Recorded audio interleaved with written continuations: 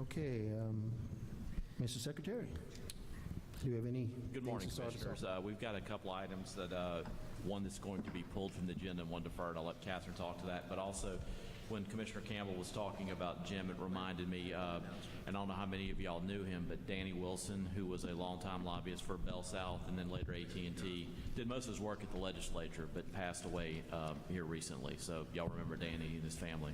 Your prayers. Good morning. Good morning, Commissioners. We have just We have 20 agenda items today, and Exhibit 18 is being pulled. That's Exhibit 18. And then Exhibit 19, under discussions for charter, that's being deferred until March. Hold on a second here. Well, okay, the first hiccup, give me 1 second. Got my note. Also, while the chairman is getting his notes, we sent out a request to all of you, and I've heard back from some of you, but there are a number of conflicts the week of the proposed March date. It's MISO board week, so I know we've got a commissioner on the MISO board, a commissioner on the OMS, and a commissioner on the ERSC, as well as a number of staff people. So I had sent out some alternative dates. If you'd let us know which of those work. I've heard back from a few of you. And also the April B&E that was originally scheduled for Friday in Manny was unavailable. The facility, they had it previously booked, so we are moving that to Wednesday of that week. So it'll be the same week, and I think I've gotten sign off from most of y'all on that.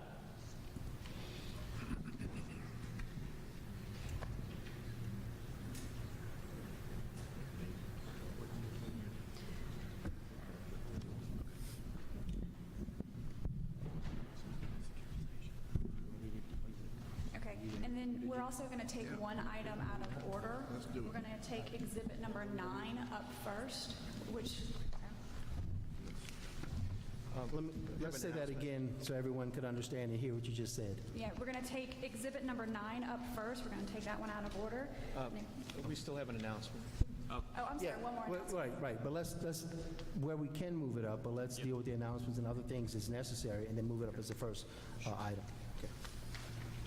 Commissioner Scametta? Yes, sir. I've got a couple of announcements. One is the reason that I've asked to pull Exhibit 18, which was the motion for notification to the utilities to withdraw from MISO, is because we have had a successful interaction with MISO to the advantage of our region. So I'm happy that we were able to work that out and protect the ratepayers of our MISO South region.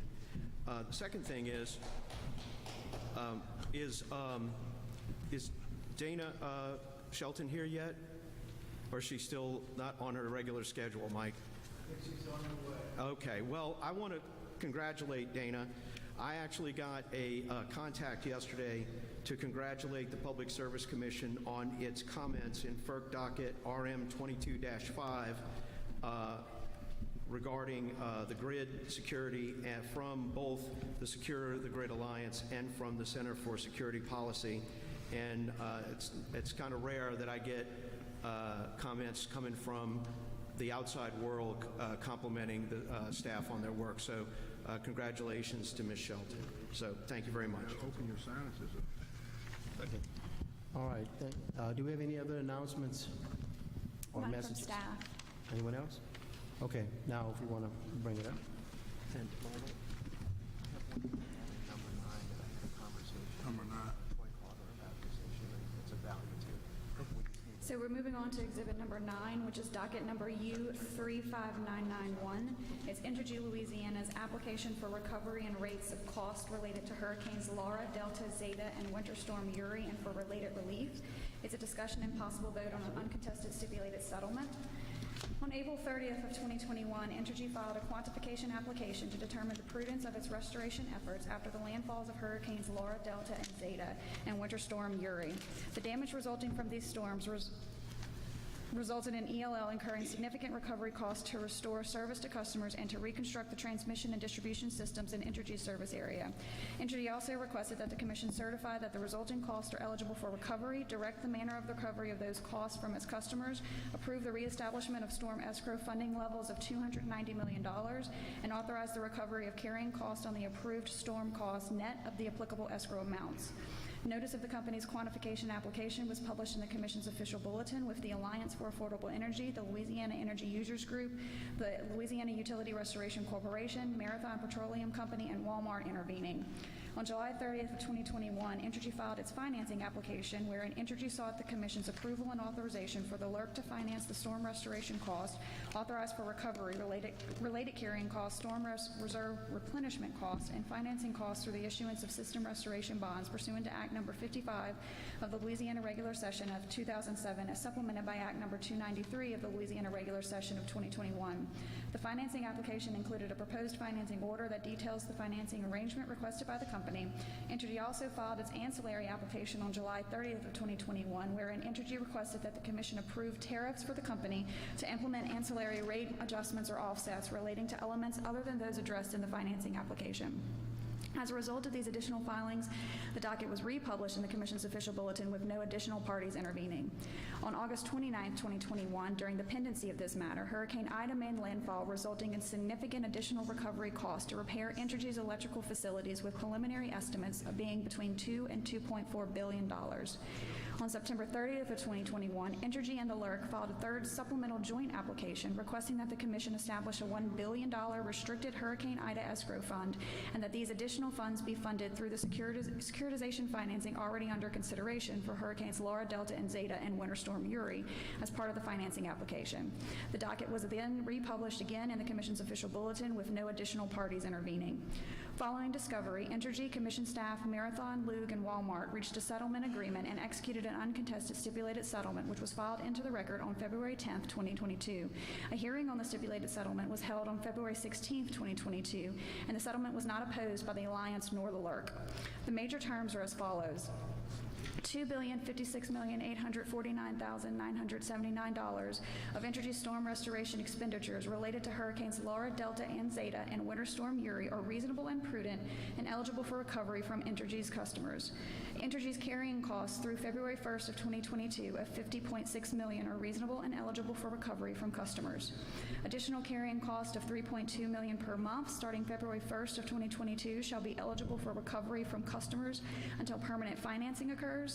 Entergy is allowed to reestablish a storm reserve of $290 million. Entergy shall be allowed to finance $1 billion for a Hurricane Ida-specific escrow account. The cost allocation methodology, which is the same as previously adopted by the Commission in Order Number U 32764B, shall be adopted for system restoration costs, storm reserve costs, and Hurricane Ida escrow amounts. And 7 is riders finance storm costs for and storm costs offset for are approved. As there are no unresolved issues, staff recommends that the Commission approve the issuance of a financing order, a quantification order, and an ancillary order consistent with the terms of the uncontested stipulated settlement filed into the record on February 10th of 2022. And I have a motion by Vice Chairman Francis. Let me read it. I will.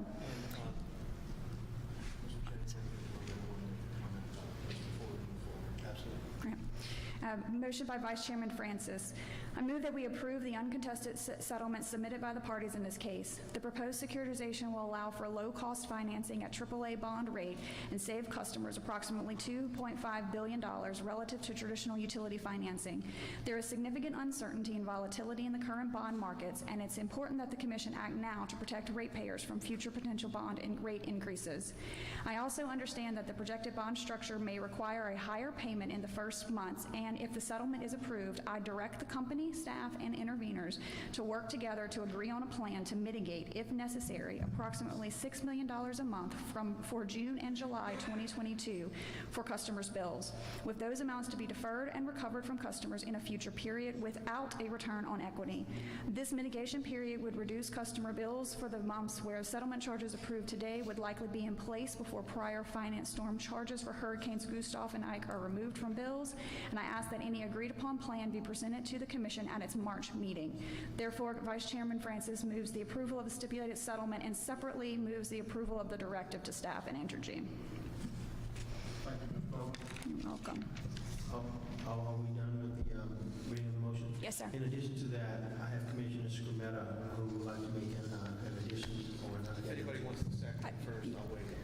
Yeah, is there a second to Vice Chairman Francis's motion? I'll second it. Okay.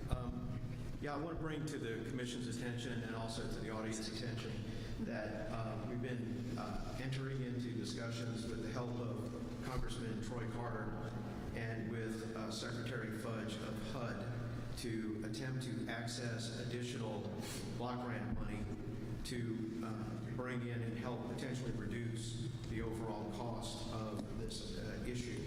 A requirement of this is that each additional accessing of a grant will require a letter from Governor Edwards to make the request to Secretary Fudge. We're having a letter prepared for the commissioners to sign to ask the governor to make this additional request. Secretary Fudge has indicated that she will welcome the request, but says that each request needs to come with an additional letter.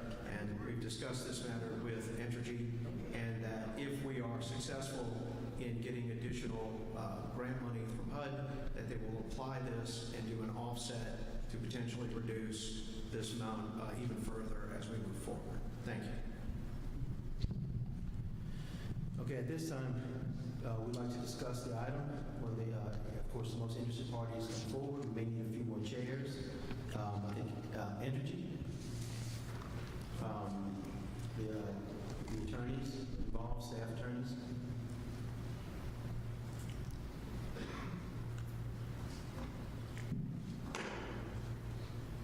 Who's our consultant?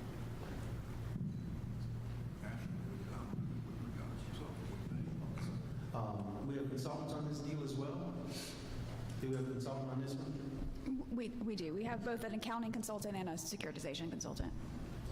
Yeah, we may need to find a few more chairs.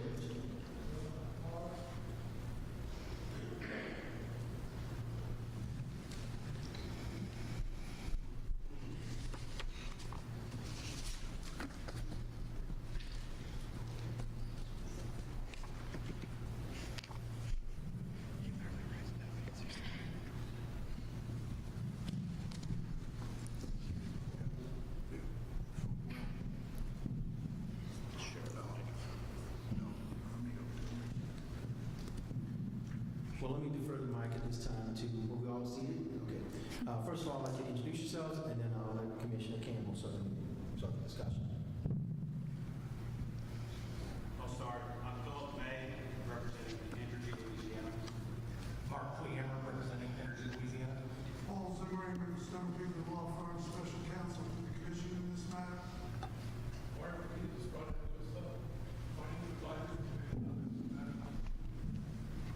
Good morning, Commissioner Joe Bartlett, Henderson Ridge Consultant on behalf of the LPSC staff.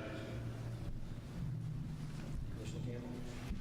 First of all, I'm glad to be down here, and I have a dual object.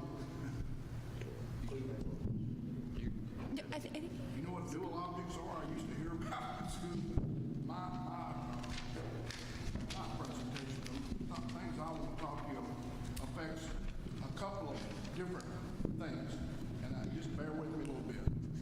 First of all, I just talked with Senator, not Senator Green, I was thinking that's Daddy. Commissioner, At least you don't call me boy anymore. Mr. Lamb, I asked Mr. Green when he was born, and he was born, what year? 1974. 74.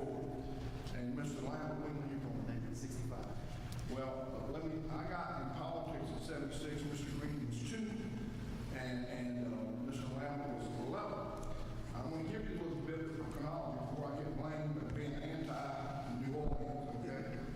I voted for New Orleans every time I could in the legislature. Some of my best friends from Sydney will follow me to Hank Break, and I got along with Great Bill Jefferson. It goes through the roof.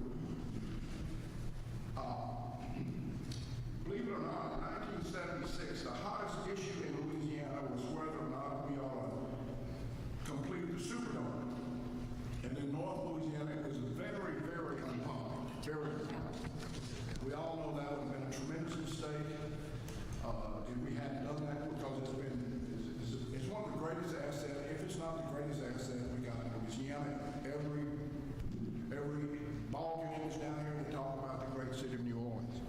But anyway, they started off costing $50 million or something like that, and it went, of course, up to $100 million. And all the politicians in North Louisiana were saying, "Are you for it or are you against it?" Pretty much what it was, you know. So I was for it, and thank God we passed it. And I never will forget forget a week. I came to New Orleans. I was teaching school in a classroom at Halton High School. And if you can visualize this, I ate in the cafeteria every day. And all of a sudden, I got elected and I was a big shot. You know what I mean?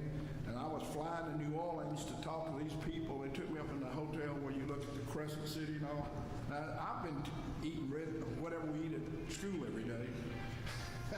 All of a sudden, everybody was saying Senator Campbell, blah, blah, blah. You know, your head swells up. You think you're really somebody, but you're not anybody but just Foster Campbell. But anyway, you get up there, and they start talking about social economics. I said, what in the hell are they talking about, social economics? And then I realized how important the Superdome is to this community, not just this community, the whole state of Louisiana. Everywhere we go, people talk about the Superdome, and they always want to go to New Orleans. It's the best place to go. International city. It's the best place to go in the country. I have friends that are all out in the panhandle of Texas, and when they come to see me, first thing, they don't want to stay in Bossier City. They say, when we going to New Orleans? So it's a great city. I said that to say this. I'm not against New Orleans. I'm for New Orleans. I'm for the state of Louisiana. But I want you to think with me, if you could, just a minute or two. Every commissioner up here represents 1 million people. We represent more than congressional districts. I represent 24 parishes. If you pretty much go from Alexandria, with the exception of a couple, to Arkansas, or from Texas to the middle of the Mississippi River, it's a huge area. From one point to the other point, sometimes it's over 200 miles. Anyway, we're talking about storm damages and things like that. I am having a hard time telling these people, 1 million people in North Louisiana, why they have to pay for all the storm damage when it didn't occur there. It hasn't occurred. Just for a simple little example, I think there was on poles, distribution poles. I'm not talking about transmission poles. I'm talking about just poles. District 1 had 35% of the damage. District 4 had 24%. District 3 had 20%. District 1 had 17%. And I got about 3% damage. So when I go to Monroe or wherever I go and you make a speech at the Rotary Club or wherever, people remind me, and I did vote for Katrina because it was terrible. But when's that going off our bill? When's that going off our bill? And I tell them, you know, best thing I can tell them is if we have ice storms, they come up here and fix it. But since I've been a commissioner since 20 years, we've had about 3 ice storms. And an ice storm is a lot of different than a huge hurricane. You live in North Louisiana, you know, I mean, in 2 weeks we got the lights back on, the thing fixed. So, proportionally, we pay very little, but we're taxed the same that people who have a lot of damage. I understand it. But anyway, I'm in the insurance business. Let me give you an example. They talk about risk. Mr. Green would know this because it's in his district. I have a pretty nice house, nothing big. But anyway, I compared my homeowner's rate at Elm Grove, Louisiana to Clinton, Louisiana. Same house, same company now. Not the Hartford or the Aetna or Allstate or State Farm. The same company that writes my house, I got a quote for them in Jackson. And by the way, Jackson, Mr. Green knows this, is north of I-10. A good bit, 40 miles, 50 miles. So I didn't look below I-10 because it's worse. But my homeowners is $2,000 a year, and the same house in Jackson, Louisiana is $4,000 a year. Now, insurance companies call that risk. And it costs more for insurance down here than it does in Shreveport. Why? Because it's simple. They have more damage down here, and insurance companies are not going to write it the same. You're going to pay more down here than you do in Shreveport or North Louisiana or Gina, wherever. But that's the way we're doing this now. North Louisiana pays the same thing as South Louisiana. I got problems with that, and you would too if you represented North Louisiana. I've got some questions about that. How does that work? I know you're going to tell me that in North Louisiana, you might have, way out in the country, you might have 10 people at 8 miles. It's not many people on the lines. I hear that. I asked Mr. May, you real disappointed in North Louisiana? He said, well, that's where it costs the most. I said, sell it. He don't want to sell them. I said, how about Energy selling North Louisiana and, or split it up, having North Louisiana, South Louisiana. He ain't interested in selling it though. They like it because we provide the numbers. We provide the numbers, but we're on the low end of the stick. That's what I'm saying. But that's not, and I have a directive to look into that and see what we can come up with. But I have some things I want to ask you, Mr. May, that I'm deeply troubled. You all know, or I'm sure, I'm a proud Democrat. And I worry about people's pocketbooks and poor people. And that's our job up here. We're all supposed to be on the people's side. I'm not saying you're not. I'm not saying that. But I got some questions about your company that I'm deeply troubled about. First of all, it is a fact, all said and done, these people won't pay a quarter. We all know that, don't you? These folks, Energy, will not pay 1 quarter when it's all said and done. It'll be paid for by the ratepayers. So let's just get that out there on the table. Not 1 quarter will they be responsible for. Now they'll say, well, we're doing this, and somebody told me yesterday, well, we lost a lot of business during that storm because nobody was buying electricity. Well, Mr. Green is in the hospital business. They blow the hospital away. He missed seeing a lot of patients. Well, he don't get to refund those patients. He tells them, come a month from now. You get back in line, and I'll see you. But they don't pay him like that. So Energy hinted to me that they want their money when the storm came. Well, that's a lot to ask. I'm not for that. I'm in the insurance business, and my business blows away when I put it back. People that didn't come in and buy insurance for me, I just hope they come back. That's some thinking I don't quite understand. But here's what bothers me the most. Mr. Denault, who is the president of Energy Corporation in Louisiana, and he ought to be at some of these meetings. We're in his backyard. Mr. Denault, he should be down here sometimes. I know why he don't want to come, because it's unpleasant. But he ought to be sitting right where you are, Philip. Because I got something to ask him today. Dear Mr. Denault, sitting up in your big office up there, how are you going to explain to my million people up in North Louisiana, not all that you represent, that your salary went from $10 million to $14 million during these troubled times? How are you going to explain that to them? Well, I know what he's going to say. He said, well, it affects, blah, blah, blah. How you explain, Mr. Denault, that you gave out $1.5 billion worth of dividends during these troubled times? How do you explain that to people? I mean, seriously. Dividends, people that buy stock, they ain't worried about $15 a month. We all got stock up here. It ain't affect one person in this room. You pay 15 or not. But let me tell you something. In North Louisiana, which is, if not the poorest part of the United States, some parts, it's next to it. Only championed by Mississippi, which is a terrible statistic. $15 a month up there is a big deal when the average salary in some of those parishes annual is $15,000 a year or so, below poverty, way below poverty. That just troubles me. And then they want to go to Washington and borrow $500 million from the federal government to help out a corporation. You got a corporation that's making plenty of money, okay? And they say, well, that's just all for the ratepayers of Louisiana. Well, that's halfway true.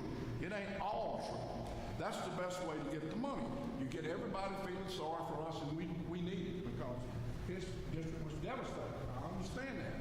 So you say, I'm going to go to Washington, and I'm going to get all this money, $500 million from the federal government, although I'm a corporation now, and I don't mind paying $1.5 billion worth of dividends to my stockholders, and I don't mind giving Mr. Denault a raise from $10 million to $16 million a year because he needs it.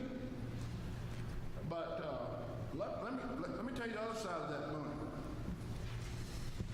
If I got a company And the polls, Mr. Green's been talking about this. I don't know if all the polls are good or bad, whatever.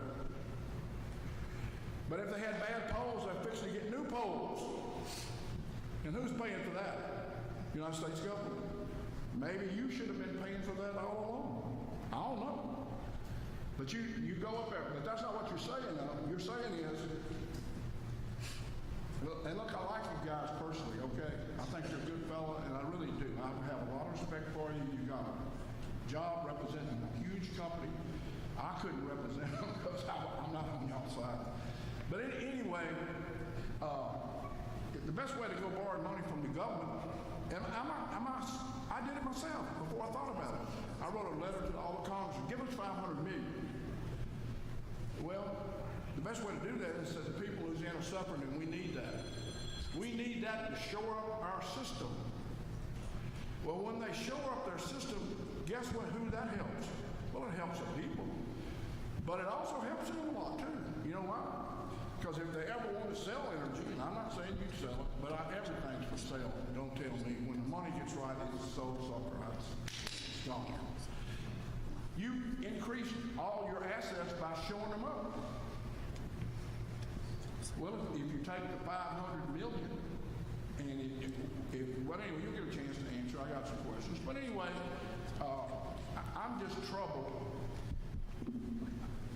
And I'm not talking about you personally, by your company's arrogance, absolutely arrogance, to know that we're in troubled times in Louisiana, and you give $1.5 billion dividends, and Vanguard is your largest, and I got some Vanguard, you know, Vanguard has those funds, you know, you buy into them, and they might spread it out. Vanguard's got almost 20% of your stock. But Vanguard's all over America. That guy that buys some Vanguards, whatever, in Philadelphia, he probably ain't worried about $13. That guy's buying some Vanguard in New York or Chicago, he ain't worried about $13. But that little guy up at Pioneer, Louisiana, or Ringo, or Monroe, a lady on a fixed income, or a man on a fixed income, they're probably worried about it. So I'm saying, I don't know who's running your company and who's using their head. Is it all about money? Then you can answer, you can shake your head yes. And then I understand. It's about money. It's about stockholders. But I'm worried about your company, worried about ratepayers. Now, what I would like to do in the future, first of all, I'm not voting for this today because I can't. I think it's unequally distributed. That's just me. But I understand there's another one coming up, another $1 billion deal, 1.5 billion or something like that. And if it's $3 billion and the other one's 1.5 billion, that means it'll be another $5. So it'll go to 15. And we have any other storms, which I hope we don't. But I was reading the Wall Street Journal the other day. The two most likely states to have storms is Louisiana and Texas. And our coasts are the worst for many reasons, but I won't get into all that. But anyway, we could have more storms and we keep piling another $5 on and another $5 on. And everybody's talking about all the money. What I'd like for this commission to look at, and in that resolution, I'll ask you to read just a second about the discrepancy between North and South Louisiana. That can be explained, and I'm all here about it. I want you guys to put up some money. Y'all ain't putting up anything. Your stockholders are not paying one dime. The only thing, and they're making the money. So I'd like to say in the future, not just for you, SWEPCO and CLECO, all the investment-owned companies, y'all come up here and you want all this money back to fix the storms, but you're not getting your stockholders to put up any money. So why can't y'all put up that money if it's $3 billion? Why can't your stockholders put up $1.5 billion? We put up $1.5 billion. Instead of being $10 a month, it's $5 a month. Well, I asked people around and say, oh, it's never been done before, you can't do that. And then I asked one of my guys, I said, there's no rule against that. Yeah, they can do it. They don't want to do it. So I'm tired of, and this is not an anti-New Orleans deal that I'm voting against this money for storm recovery. I'm for the storm recovery. I think we're getting the bad end of the stick. I think the ratepayers are paying for it all. And I think these companies that make millions and that can pay their president $16 million a year, up from 10, he can't pay. You can pay. You can pay more.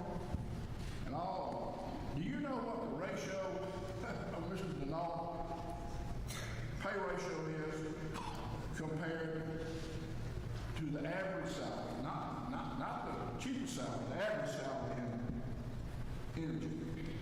The ratio is 106 to 1.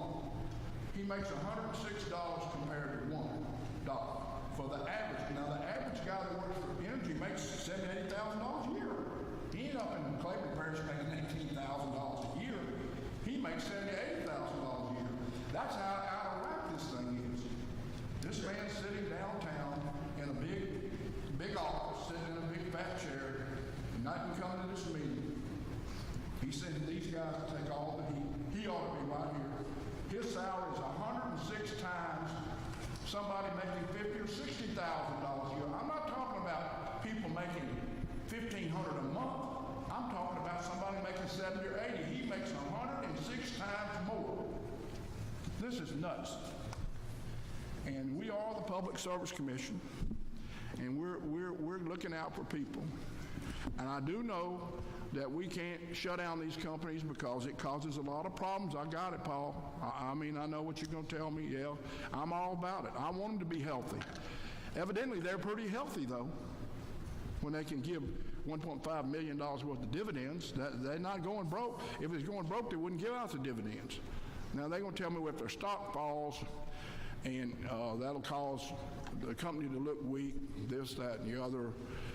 There's always 100 reasons that you can't do that. But I would like the Public Service Commission, Brandon, to look at the possibility forward, not today, because I know it's too late today. This would cause all kind of hell. I don't know what it would cause you, but they'd tell you the world's going to blow up if we didn't pass this today. Everything would stop, and there wouldn't be a New Orleans, okay? But that's not the case. But anyway, down the road, when you come back for your another $1.5 billion, you need to come with some money saying, we heard you, we want $1.5 billion, we're willing to eat $750 million, and we'll meet you in the middle. But we never asked him to do that. So I'm asking today, Brandon, check that out, get you some good consultants. And I think it'd be money well spent to look at it and inside out, outside in, every way. Because I'm sick of the free ride that y'all get. I'm sick of it. Not you, not just your company, and the SWEPCO people out there too. They're going to come with the same thing. I'm not letting SWEPCO off, or CLECO. By the way, CLECO, you got the highest rates in the state. You're doing real good, about 13 cents a kilowatt hour. Y'all need a trophy. So, I mean, let's get this thing fair. So that's all I got. And please, I like you, Philip. You always welcome my office. Mark is always courteous.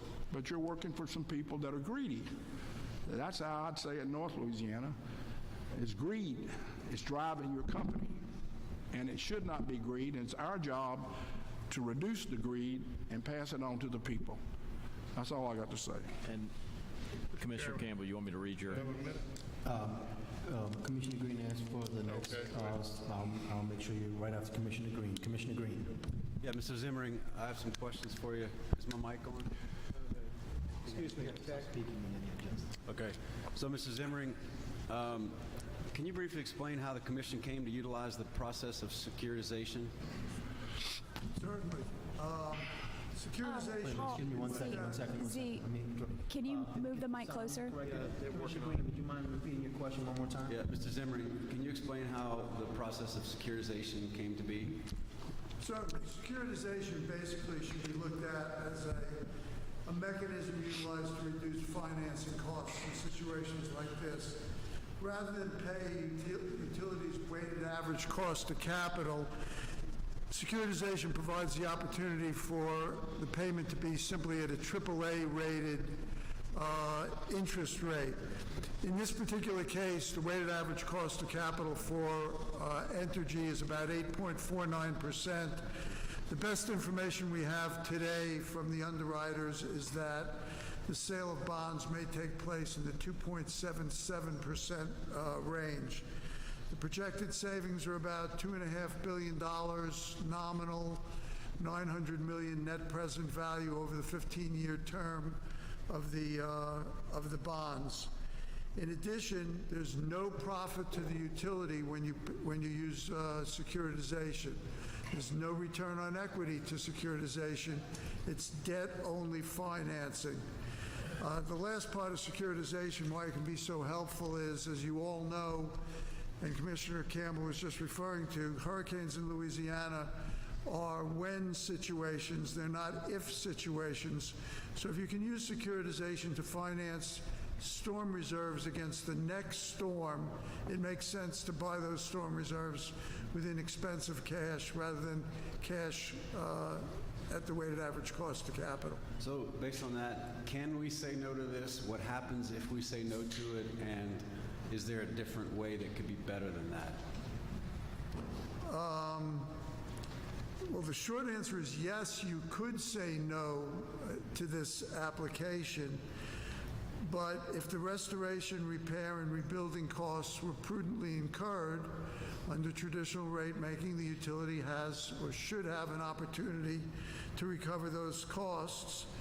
And financing, as I said, with 2.7% money rather than 8.5% money makes sense. I would add, however, that in the settlement that we put together, there are safeguards that have been in place to protect ratepayers. First, to ensure that only prudently incurred costs are being paid for. Second, that those costs were just ELL incurred costs. And third, the monies that Commissioner Scremetta was talking about, should there be some recovery of costs, for example, through community development block grants, or if any insurance proceeds should come through for generating units, or if there are tax credits that come through, those are going to stick to the ratepayers and not the company. They're going to be flowed through dollar for dollar with none of that money sticking to ELL. So, and then can you comment on how we got to the $3.2 billion, how much more is out there and when that's coming? And also how the savings, well, just comment on how we got to the $3.2 billion. Okay, I'm going to defer to Bill Bart on the $3.2 billion. And the other question was, how was that vetted? How is it vetted?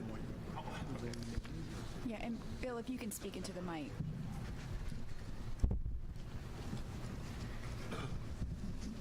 Hey, Commissioner Green. You might have to get closer to the microphone. So there's a lot of moving parts on how we got to the $3.2 billion approximately that's going to be securitized, subject to Commission's approval. So the hurricane, 2020 hurricane restoration costs were about $2 billion even, and then there was the Winter Storm Uri event, and that was about another $50 million. The carrying costs are projected to be about $52 million. I'm trying to distill this all down to components, and there was offsets from the prior balance in the storm damage reserve of about $250 million. Finally, we're asking the Commission to replenish the storm reserve fund up to $290 million. That was exhausted when the first hurricane hit in August 2020, Hurricane Laura. Of course, you guys know about the $1 billion request for the Hurricane Ida damage, and that's a preliminary estimate of about $2 billion to $2.5 billion, which was Commissioner Campbell was talking about another $1.5 billion application that's forthcoming from Energy. And then there's the balance of that is about $38 million, and that's issuance cost for the securitized bonds. So that kind of totals up to almost $3.2 billion. So are the savings that you mentioned of the $2 billion nominal, is that for Entergy customers or is that for all customers? That's for Entergy customers. Entergy customers. And do the shareholders benefit from us passing this? And if so, how?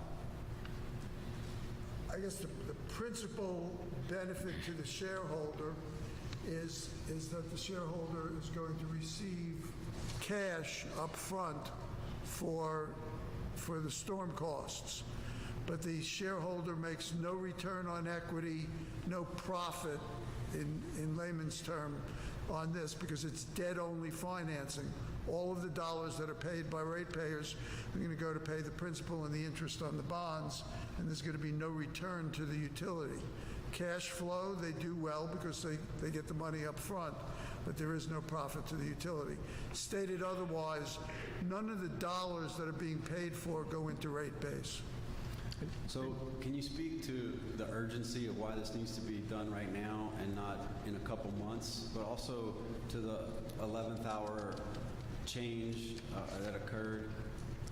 Okay, let me defer to Mr.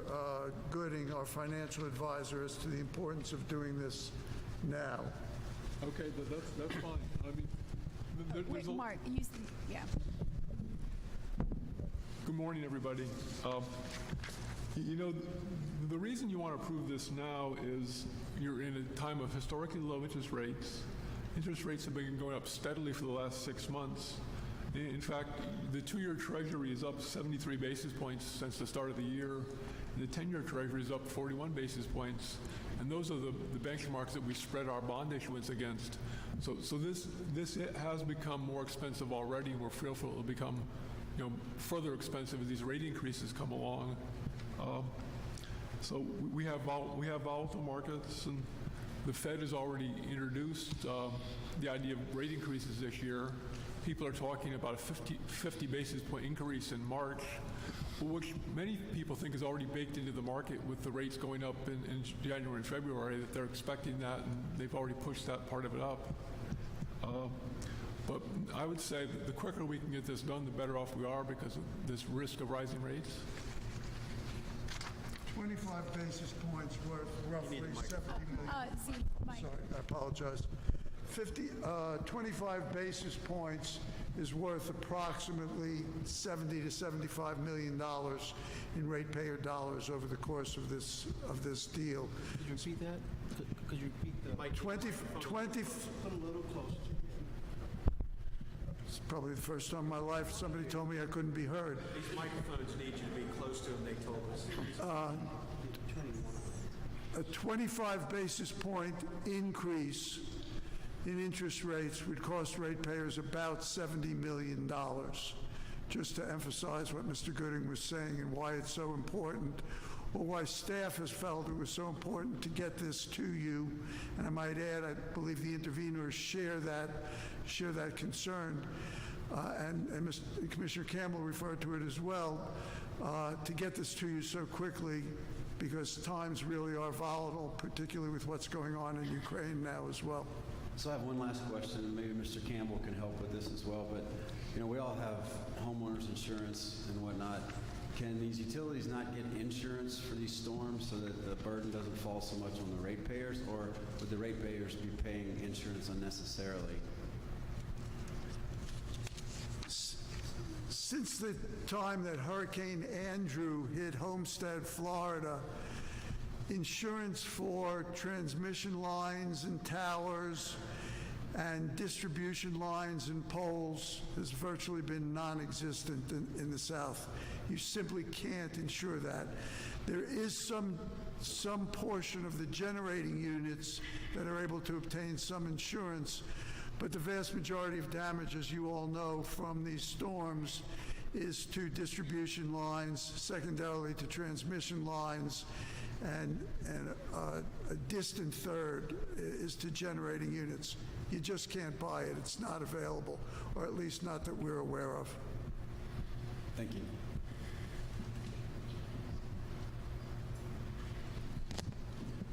Commissioner Francis. So, Mr. Zimmerman, you would say that we're pretty well self-insured on our electricity line like that, right? the utility basically self-insures. One of the advantages that securitization has brought in the past has been the it started at $253 million and has grown to $290 million. The reserves against future storms are there so that the utility immediately can go out and start repairing, and they have a source of funds, number one. Number two, just as importantly, utilities for Laura, Delta, and Zeta, there was no request for interim storm relief from the utilities because they had a storm damage reserve sitting in place that they could draw on. And so we haven't seen a request for interim rate relief. The last major one was back for Katrina Rita. Okay. Mr. Clehammer, let me ask you this. What are the, how would you compare the electricity rates of Entergy customers in Louisiana compared to other locations in our country? What's your rates look like compared to theirs? It's been a little bit since I looked at that, but I think the national average is more about 13 cents, $130 per 1,000 kilowatt hours. This month, prior to this, we are at 110.89 for 1,000 kilowatt hours for EGSL and 113.59 for ELL. To Commissioner Campbell's question from earlier about the difference between North and South Louisiana, this differential is a vestige from having a legacy Entergy Louisiana, legacy Gulf States Louisiana, that we have not we've merged the companies functionally. Everything is the same, but we haven't equalized rates. And so we have two things. The base rates are slightly different, and we continue to have a fuel tracker that looks at fuel and kind of puts it back into a 2014 view before we had our business combination. Are Entergy rates compared to other states? So you say you're in the top 5 in the nation, would you say? I think for the last 10 years, Louisiana's rates have been in the bottom 5, the lowest. Yeah. But we do recognize that, customers in Louisiana use a lot of electricity. We have large heating loads, and the rates are near the bottom. The overall bill is more in the middle of the pack, I think. Right. Especially, that's electric only, because I think you need to look at everybody's overall energy usage, because you have places in the Northeast where you have significant heating oil, gas, those bills. That's where they pay their big bills. It's not necessarily on the electrical part. Here it is. Okay. By the way, I don't think your company's greedy. And Commissioner Campbell and I do share some of the North and Central Louisiana properties. We've just went through reapportionment here in Louisiana, along with other parts of the country, and Commissioner Campbell and I had to share some real estate. Just for those of you who do not know, Commissioner Campbell's received Catahoula Parish and Sabine Parish that was normally were in my area in the future, but I was blessed with St. Mary Parish, which is another good one that's in the coastal zone. And if there were an argument about would we want to divide Louisiana on storm damage, I don't think the St. Mary folks would want to. So those in Catahoula Parish probably would disagree. So it's been a tough decision for both of us. I understand his feelings because he has all of North Louisiana, but I disagree with him about changing the way we do that billing. And lastly, he's a Democrat and I'm a Republican. I don't know what that means. And Commissioner, if I may comment on a couple of things, and Commissioner Campbell, to your questions, one aspect on Mr. Denault's salary, I think you're talking about total compensation, and I'm not trying to split hairs on there. But the difference between total compensation and salary has a lot to do with what's recoverable in rates. Back in 2008, we resolved I can't recall if it was a 2006 or 2007 test year, and we removed compensation, equity-based compensation from rates for high management levels within the company, and that would remove probably roughly 80% of the numbers that you said from any possible recovery. So I just wanted to make that point, and I think Philip wanted to discuss the dividend issue.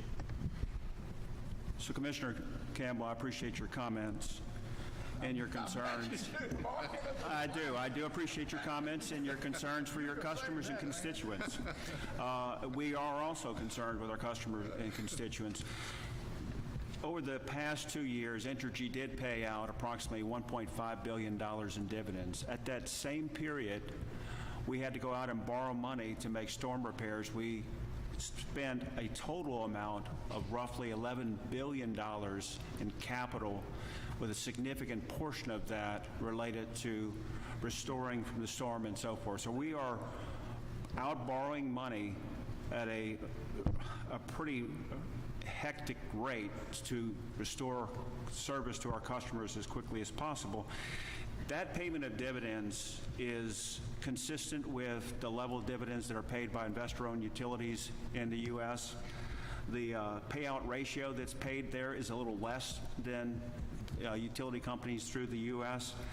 And when you're out borrowing money, that dividend payment is what gives those folks who lend money to us, both in the equity markets and debt markets, confidence that they will be able to have their money back. So not paying those dividends would be like stopping payment on loans or your credit cards right at the time you need to borrow a significant amount of money to put your house back together. It's just a practice that would lend to us either not having access to capital or paying a higher rate for it. I want to clarify two things.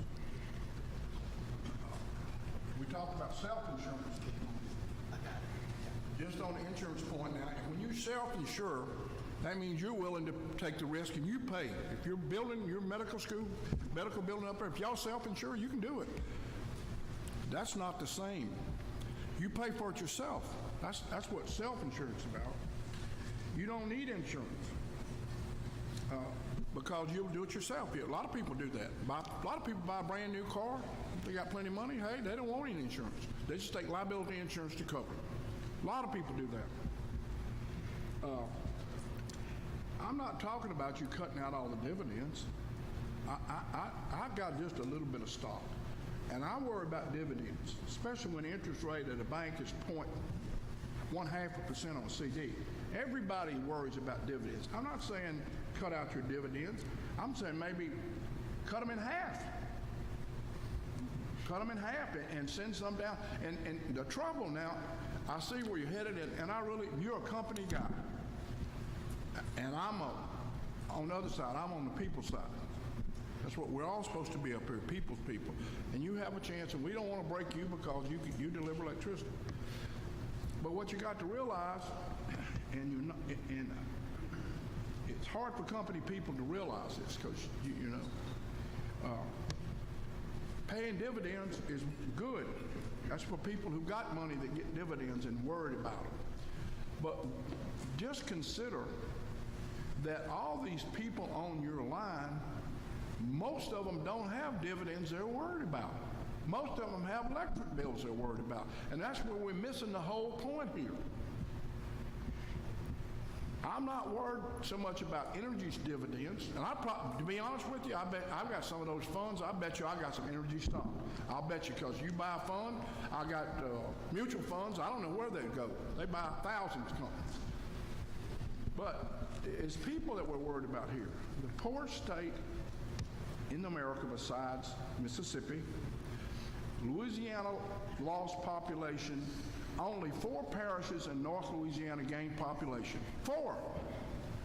And the money went down. Bossier, where I live, gained 10%. That's the best in Louisiana, maybe besides across the lake over there. DeSoto, a whopping 0.2. Ouachita, 3%, no, a 0.5, and Ruston finally made it up to 3. There is no parish in central Louisiana that did not lose population, unless you count Beauregard as central Louisiana. I don't know if you count it or not, it's sort of south. But no parish across central Louisiana gained population. We're losing population. We have poverty everywhere, and we're trying to pop it up. And what we're doing is, these bills that people pay mean something, and y'all are coming back with another one. You're not doing it on purpose. You wish you didn't have to come here today. I know that, because we wish we didn't have the storm. So, you know, Mr. Green asked you a good question. Y'all have any insurance? Well, let me give you the other side of that, Mr. Green. Hell, they don't need any insurance. Why do they need insurance?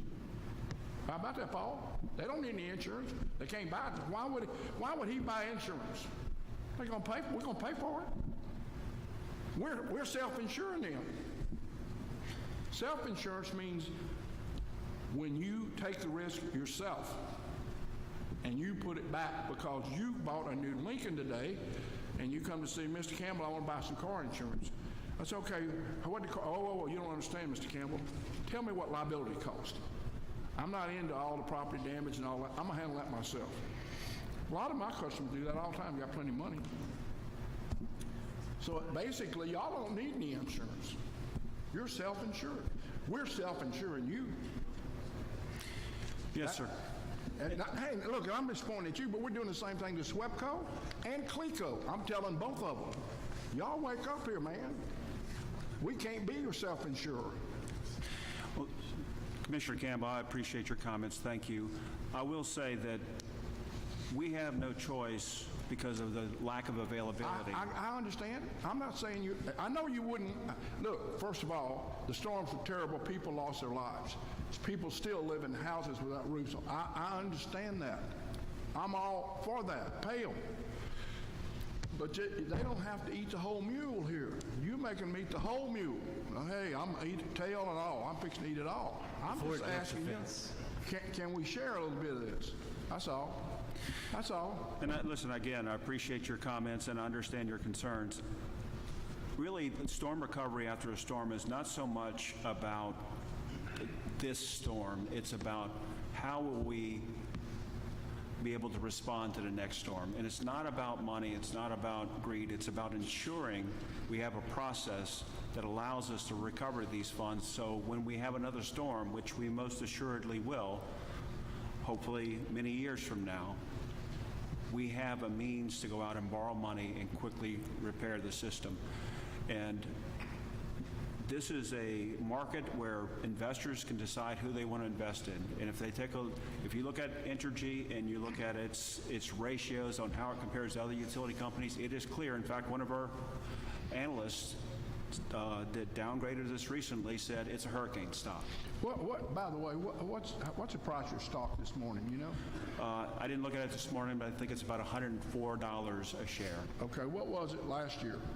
Last year, I don't know. We peaked a little like in February, about 2 years ago, is $135 a share. Yeah, but it was less and it's gone up a good bit. It has. Okay, well that's the rest of the story, as Paul Harvey says. Two sides of every story. You know that, don't you, Doctor? What's your dividend? I don't know exactly what the dividend, but we pay out about $750 million of dividends a year. No, I know, but if I was lucky enough to go buy some stock today, I have $104, and I went and bought me a share of stock, or 10 shares. I had $1,000. I was real lucky. Right. What dividend are y'all paying today? I don't recall the exact amount, but it's in the 3.5% range, and consistent with what other investor-owned utilities That's a good pay. dividend. Look, I'm not trying to knock your dividend to nothing. That's a healthy dividend, 3.5%. It's consistent with what other utilities in this industry pay. Mr. Advisor, I'm talking to you now, Mr. Advisor. You. Yeah. He's actually the financial advisor. We don't. Okay, I want to talk to you. Okay. What's his name? Mr. Barter. All right. You want Mark or me? Both of you be fine. All right. Since y'all the. Okay, well, we'll both sit here by the mic. What would you call a 3.5% dividend? Would that be pretty good? I mean, I would say pretty good, but as Energy has said, it is consistent with utilities. I hear what you said. Utilities tend to pay higher dividends than, say, tech stocks or something like that because there's not as much upside on the stock price. Yeah, but wouldn't you, isn't it true, I'm going to ask you a question, isn't it true that utilities are the safest place to put your money? As a whole, through the years, people not looking for a lot of risk, they go to utility companies and put their money in. That's true, isn't it? I believe so. At different times, people And so do they're that. paying 3.5% on a sure bet. Pretty much. True. Well, I guess I sure bet in some ways. Utilities are a safe and secure stock. Some people treat them almost like it's a bond, where they say, okay, the stock price is pretty steady, but I get this dividend. And it's just the way it works around the country. Well, I appreciate it. I knew some people, and I'm bragging on you now, I knew some people that were sick of getting 0.2% on CDs. And they were worried about the stock market, and they were right. Guess what? I mean, everybody's took a bath the last week. Right. But where did they go to put some money is the utilities, because as a whole, that is the safest place you can go is the utility stocks, because they give a good dividend, they pay, and everybody needs electricity. So it's a safe place to do it. And I understand you want to keep it safe because that would interrupt your company providing energy. That's all. Thank you. Thank you, Commissioner Campbell. Next, I'd like to give the mic to Commissioner Scrimetta. Thank you, Mr. Chairman. Can you all hear me? Okay, great. I want to thank Commissioner Chairman for not calling me a whippersnapper, because I think me and Mike Francis, Commissioner Francis, we escaped it, but I'll be the sort of in between at 58, year 58, not age. I'm old enough to remember watching the Superdome get built in high school and going when they opened the doors of it. And I remember before that, Northwest Louisiana, we're all Cowboys fans. And, but now they're part of the homogeneous family of Saints fans, which is kind of nice. So, and it's sort of the same sort of mentality about we're all a homogeneous family of Louisianians, and why we all work together to make systems work. So, when we have these hurricanes, we're in a position to where, and I think I can pretty much guess all the commissioners think this way, the first thing we say is, we don't want the utilities to spend money and fix things. Or maybe I'm wrong when we tell the utilities to get off their butt and spend what's necessary to restore the state. We don't tell them to hold back. We tell them to get out there, and we tell them to spend what's necessary to restore our economy, to restore power, to restore things. They go borrow the money. They may have a little storm fund, and I say little, what, $250 million, but that runs through quick.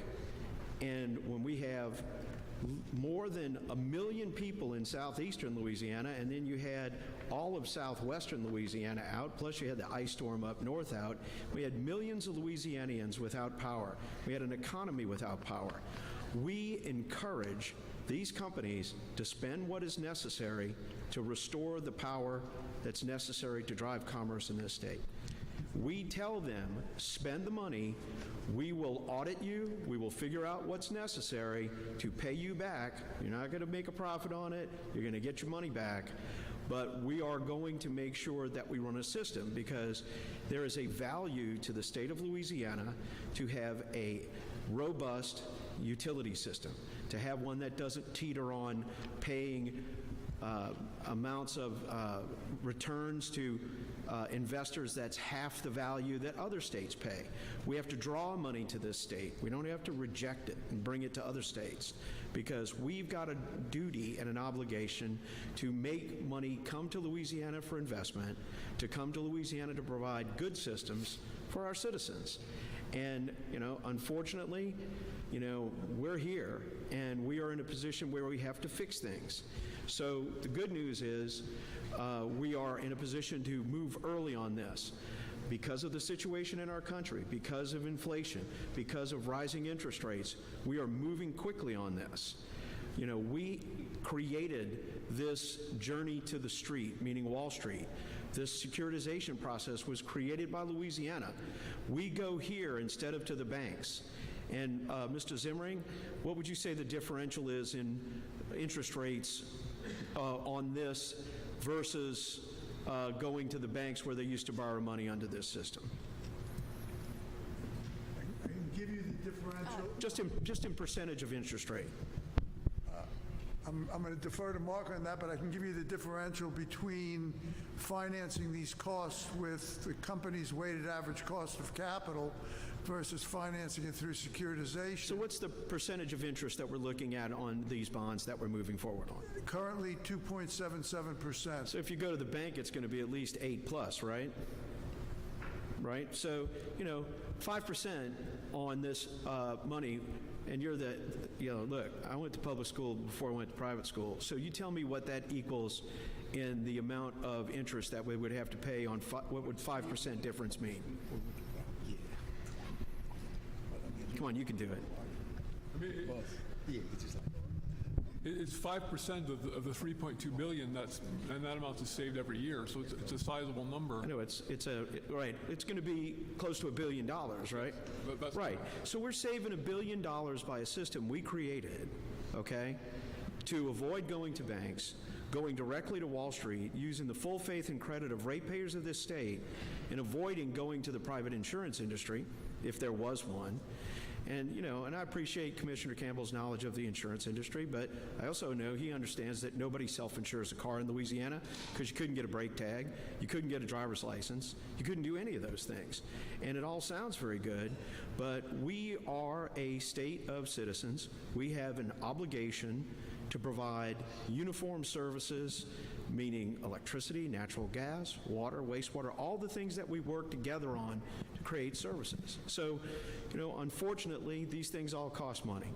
And we are, unfortunately, subject to damage. And, my issue is, it's a terrible thing that we have to face. Now, the one big question I have is, the money that we're recovering, is this money that, and this is a question for Entergy, this is money you already spent, correct? That's correct. Okay, so you spent this money to fix this system so that your customers that are citizens of Louisiana could have power, correct?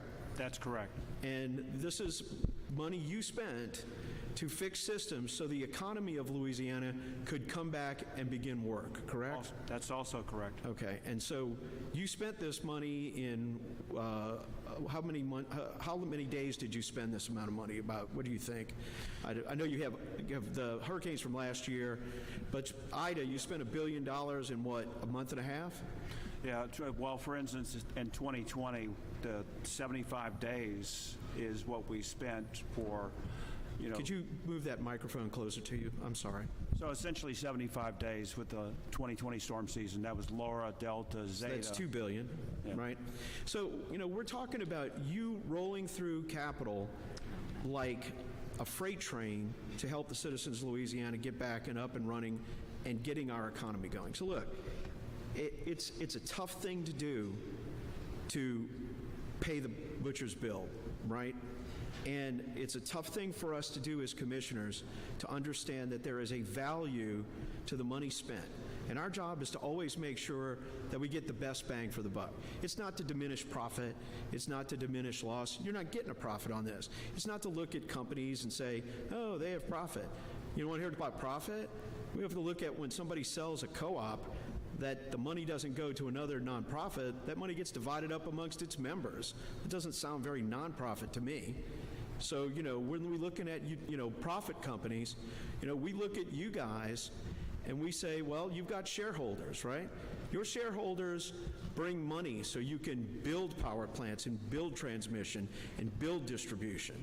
And that makes us a secure and stable energy system for our citizens. So, I appreciate the fact that you went out and brought in tens of thousands of workers from all 40-something states, and brought them in to fix everything for everybody. I appreciate you got the power back on in New Orleans, Jefferson, St. Charles, Baton Rouge, and you got it back on in 4 or 5 days in the beginning very quickly on Ida, and then you rolled it back in over a period of another 4 or 5 days, which was, I think, a tabletop exercise that the national utility systems could look at as a tremendous engineering feat.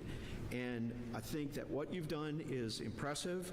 I don't want you to make a penny more than necessary to pay you back and to thank you. I want to build a storm fund that is important for us to be there. And I want us to be a secure and attractive state for investors to come here, so we've got a stable system, because Louisiana is a important strategic business facility for the nation, and we help our people earn a living. We help our people find jobs because people want to invest in our state. And everything runs on power, everything runs on gas, everything runs on all the things that this commission develops. And it means that having stable systems that aren't looking at bankruptcy or failure to attract revenue is important. So, I thank you for laying out the cash. I thank you for getting it fixed as quick as you did. And, I'm going to, support you getting your money back. And, I'm sorry that, it has to be done this way, but it's the cheapest way possible for the public. So thank you.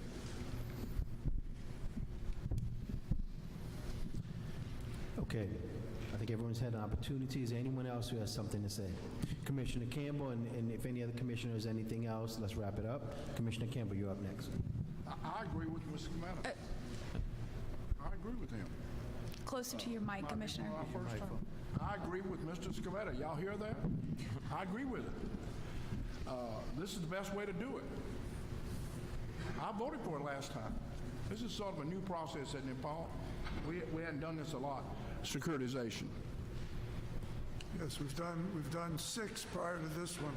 Well, but I mean, it's not like it used to be. This is something new. Securitization. Relatively new. Yes, absolutely. That's right. Well, I guess I voted for every one of them. And I agree that this is the best way to do it. My problem is that my folks are not infected.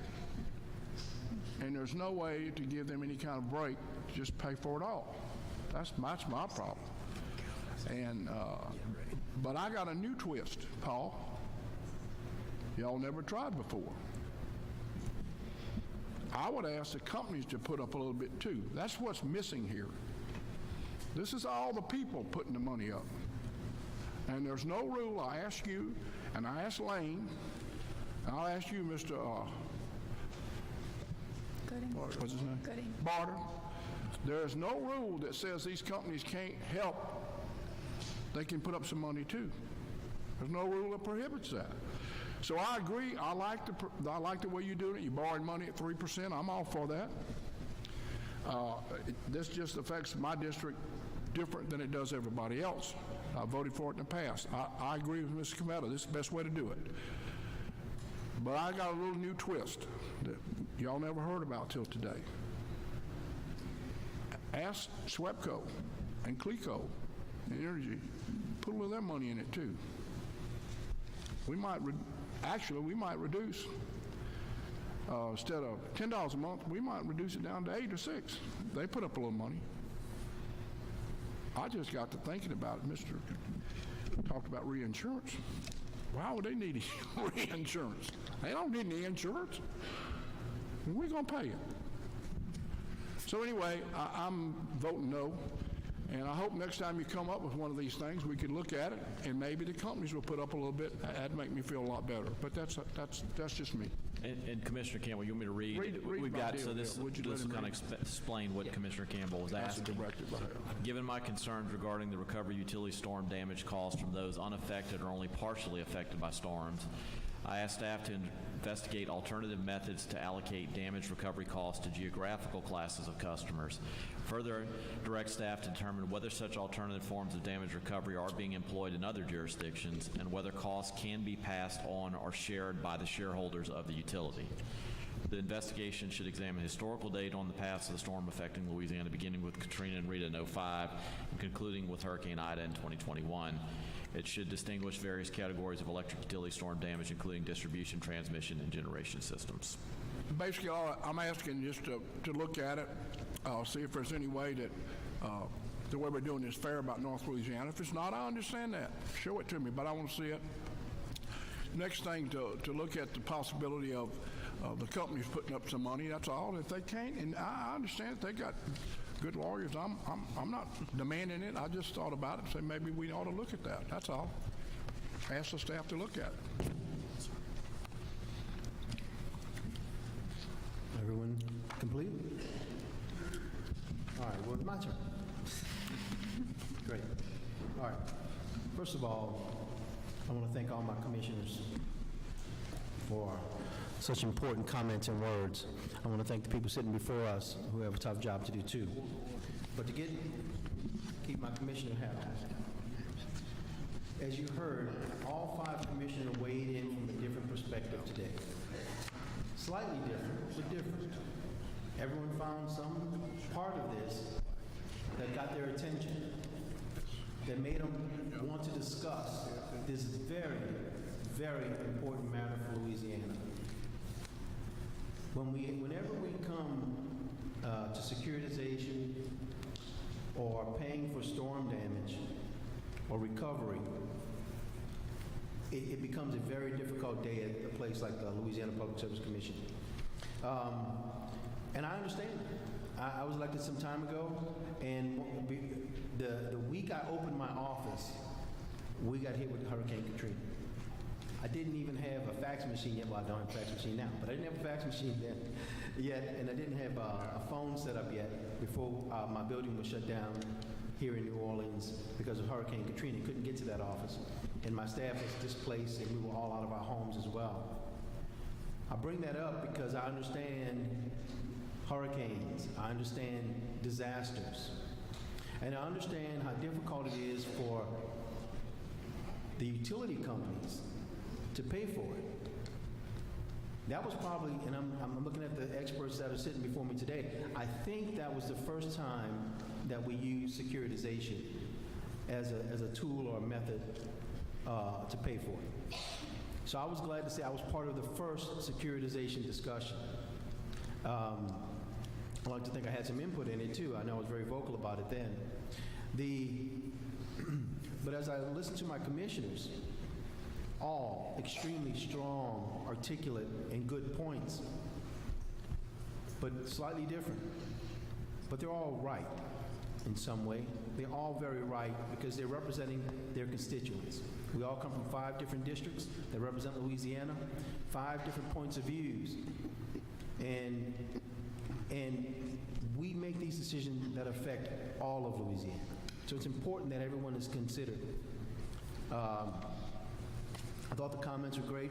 I won't single my commissioners out, but sure, I trust the staff that offered this securitization package because I know how hard they work to make Louisiana as reliable in its restoration, repair, and recovery as any state in the union after a disaster. And I know we do so as cheap as possible. Now, I say cheap, but it's billions of dollars we have to recover, but we do so as reasonable and cheap as possible so that the people have the least amount of burden or one that's able to be tacked on as possible. And I say securitization, what I mean by that is securitization seems to be a better method than what we know as traditional rate making. But it's not easy and it's not cheap.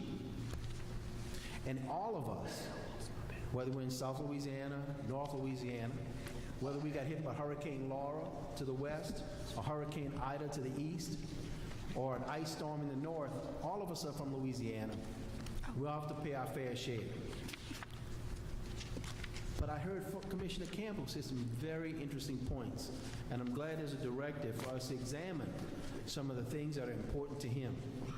Not just him, to the fairness of the process is what I heard.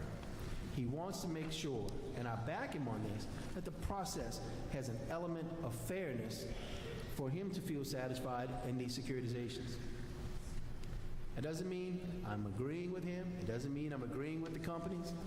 I think it's important for us to constantly reinvent the process, to constantly examine the fairness of the process. And when these storms hit, we can talk about the company got hit or the people got hit, The fact is, Louisiana gets hit. And whether all the citizens are in it together, all the utility companies are in it together, the fact is true that we are all, be it utility company, resident, commercial, industrial, business people, government, religious, whatever segment you consider yourself part of, we get hit together.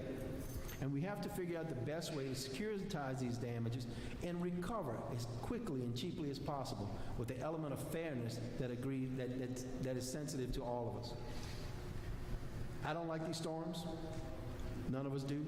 But when they happen to all of us. So I understand some of the issues with the process. I want to talk about very briefly some of the things that were said. I want to say I agree, and I'm thankful for some of the lowest rates in the country by utility companies. But I'm really glad to hear Mr. Kleehammer chime back with just a little bit of putting in perspective. But we don't have the lowest bills in the country because we use a lot of electricity here. So the rate is an element of the equation. When you tack on usage, that's how you get your bill. And I want to say one thing to you. I have a lot of constituents. I think 1 million Foster reminded me of. We have 1 million constituents, and nobody ever called me about a rate. But I get hundreds of calls every month about a bill. They're unhappy with the utility bills. They don't ask me what the rate is. They want to know why they have to pay so much money. And that's the way we have to look at these things going forward. And the fact of the matter is, this is part one of a process. We're not finished with paying for these storms that have already hit us. We have to come back in a short period of time and consider a securitization plan for the rest of the damage that's still lingering in Louisiana, the rest of Ida, and then we have to also start to prepare ourselves for next season. Because as said before, and I hope Philip's correct, it'll be many years down the road before we get hit with another one. But we probably have another one in our future. And I hope you're right, fingers crossed, down the road, a couple of years. I also want to say that there's market interest at play. The quickness of getting this done is important to this commission, the people, the companies, everybody, the bankers, because we're looming with the possibility and the very likelihood or likely possibility of interest rate increases. Interest rate increases.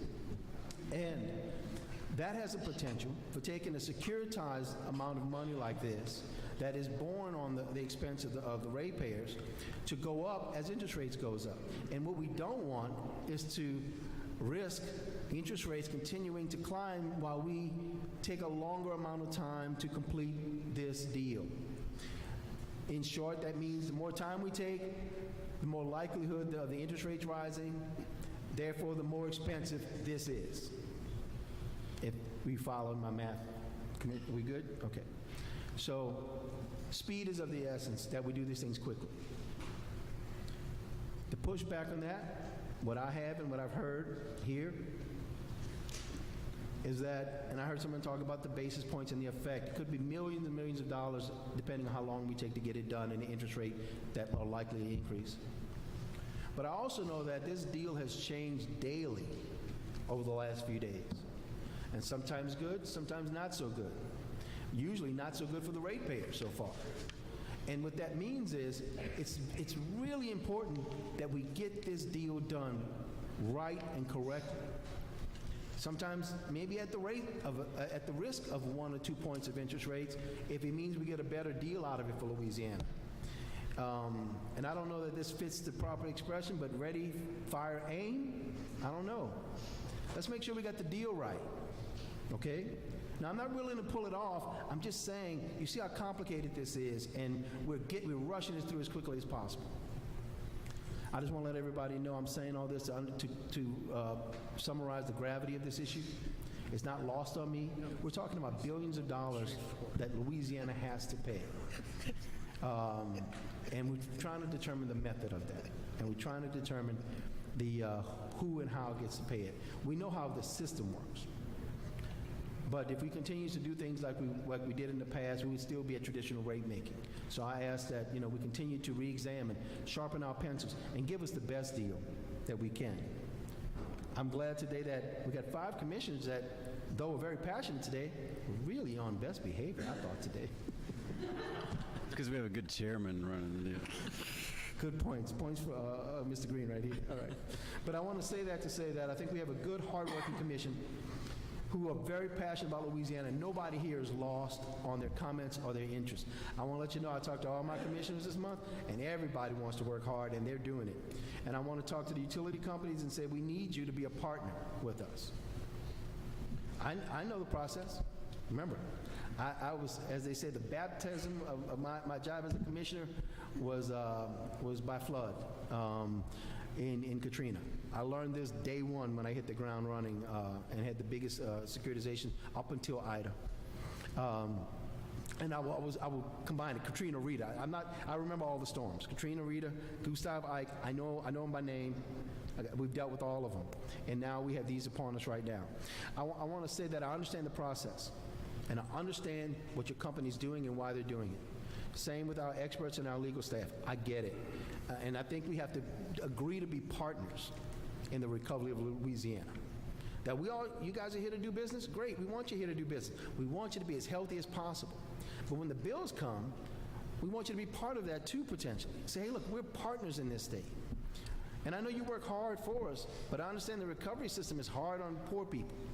We have low rates, but we're also one of the poorest states in America, which is we're completely reminded of that again too. And those things go hand in hand. In short, and I'll wrap up, that I appreciate the process. And I believe that people can feel confident that whatever decision we make is made with the confidence, the wisdom of the commissioners here, but because of the information that was brought to us by our very, very competent staff. And I appreciate the hard work and concern that everybody put forward. And I want the people of Louisiana to know, as well as the people here, we'll do all we can to work hard to get this thing done right. We've dealt with storms before. We'll deal with this one the right way, and we'll move on together and be ready for the next one. Mr. Secretary, is there anything else we need to add? I think that covers it. Well, I want to thank everybody and thank our commissioners for this one. Do we have to have a vote on this one? We do. We've got a motion. Could you summarize the motion for me? Sure. We've got the motion is read by Commissioner Francis, Vice Chairman Francis, seconded by Commissioner Green, and Commissioner Campbell has noted he is opposed, so we'll need a roll call vote. Let me ask you a question. Sure. Is Commissioner Campbell's directive part of the vote? No, that's just added on afterwards. Okay, He wanted to read that in. Correct. Thank you for clarification. And we've got all that information, sure. Okay, then my first vote as chairman. I don't know which way to start. I'll start on my left with Commissioner Scametta. Yes. Commissioner Green. Yes. Commissioner Campbell. Commissioner Francis. Yes. Chair votes yes. Next item, please. Thank you, Commissioner. Moving back to the front of the agenda is Exhibit Number 2, and it's docket T 36206. It's the Commission versus Samuel Jason Odom Sr. doing business as Odom Vacuum Services, OV Services. Alleged violation of Revised Statute 45-161 through 180.1 by operating interstate without LPSC authority to transport salt water utilized in oil well exploration and production on 4 counts. It's allegedly occurring on or about February 1st, 2020 through February 10th of 2020. This is a discussion and possible vote pursuant to Rule 57 on an affidavit and stipulation executed by the carrier, so it will need 2 votes. This is a proposed settlement between Odom Vacuum Services and the Commission staff for violations of the Commission's rules and regulations relative to the transportation of saltwater waste occurring on or about February 1st through February 10th of 2020. As a result of manifest audit conducted by staff, there was a citation issued to OV Services alleging that the carrier violated the revised statutes by operating intrastate without LPSC authority. In response to the citation, the owner of OV Services signed an affidavit and stipulation admitting to the violating the revised statutes. In the affidavit and stipulation, Mr. Odom agreed to a $2,000 fine per count, with $1,000 of the fine count being suspended on conditions that Mr. Odom would attain a common carrier certificate from the Commission to transport saltwater utilized in oil well exploration and production intrastate, and implement changes to the corporate training policy relative to LPSC-related statutes, rules, and orders upon employment and thereafter on an annual basis, and that failure to comply with any of the requirements of the affidavit and stipulation would result in the $1,000 suspended portion of the fine becoming due immediately. Staff recommends that 1, the Commission exercise its original and primary jurisdiction pursuant to Rule 57 to consider the affidavit and stipulation, and 2, accept the affidavit and stipulation executed on January 13th, 2022 for fines and fees totaling $4,025. Move to bring the matter up into Rule 57. Motion by Commissioner Scrumetta to bring the matter up under Rule 57. Second, Commissioner Francis. Any opposition? All right, item is under Rule 57. Next. Move to approve staff recommendation. Moving by Commissioner Scrumetta to move to follow staff recommendation. Second by Commissioner Campbell. Any opposition? Hearing none, so ordered. Next item. A quick question for the staff on transportation issues. We had talked about moving to a... Commissioner, thank you. Sorry.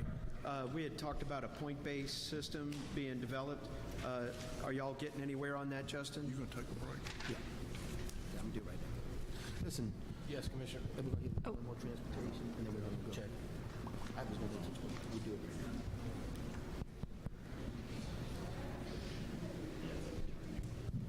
There we There you go. go. Are we okay? Might have to speak up a little bit. Yeah, we have begun an investigation of all prior citations, specifically as to household goods, as you've indicated. We have certain companies that we have found that have several repeat offenses, for lack of a better word. We're in the process of still collecting that data because a lot of it, some of it's on microfilm. Yeah, so 15. that is part of the investigation in that document, but we can also expand it to include other types of carriers as well, if you'd like. When do you think we'll get a report back from you on sort of a proposed system? Next month. Okay, thank you. Ms. Bowman? Are you done? Yes, sir. Ms. Bowman, Yes, sir. let me make a request to you, as the secretary out, let me make a request to you and the people here. Can we take a possible break for 15 minutes? It's up to you. Yes, sir. As well, I'd like to take a break for 15 minutes, okay? Yeah. Everybody be back here at 12:05. Tell Foster they look like ice up in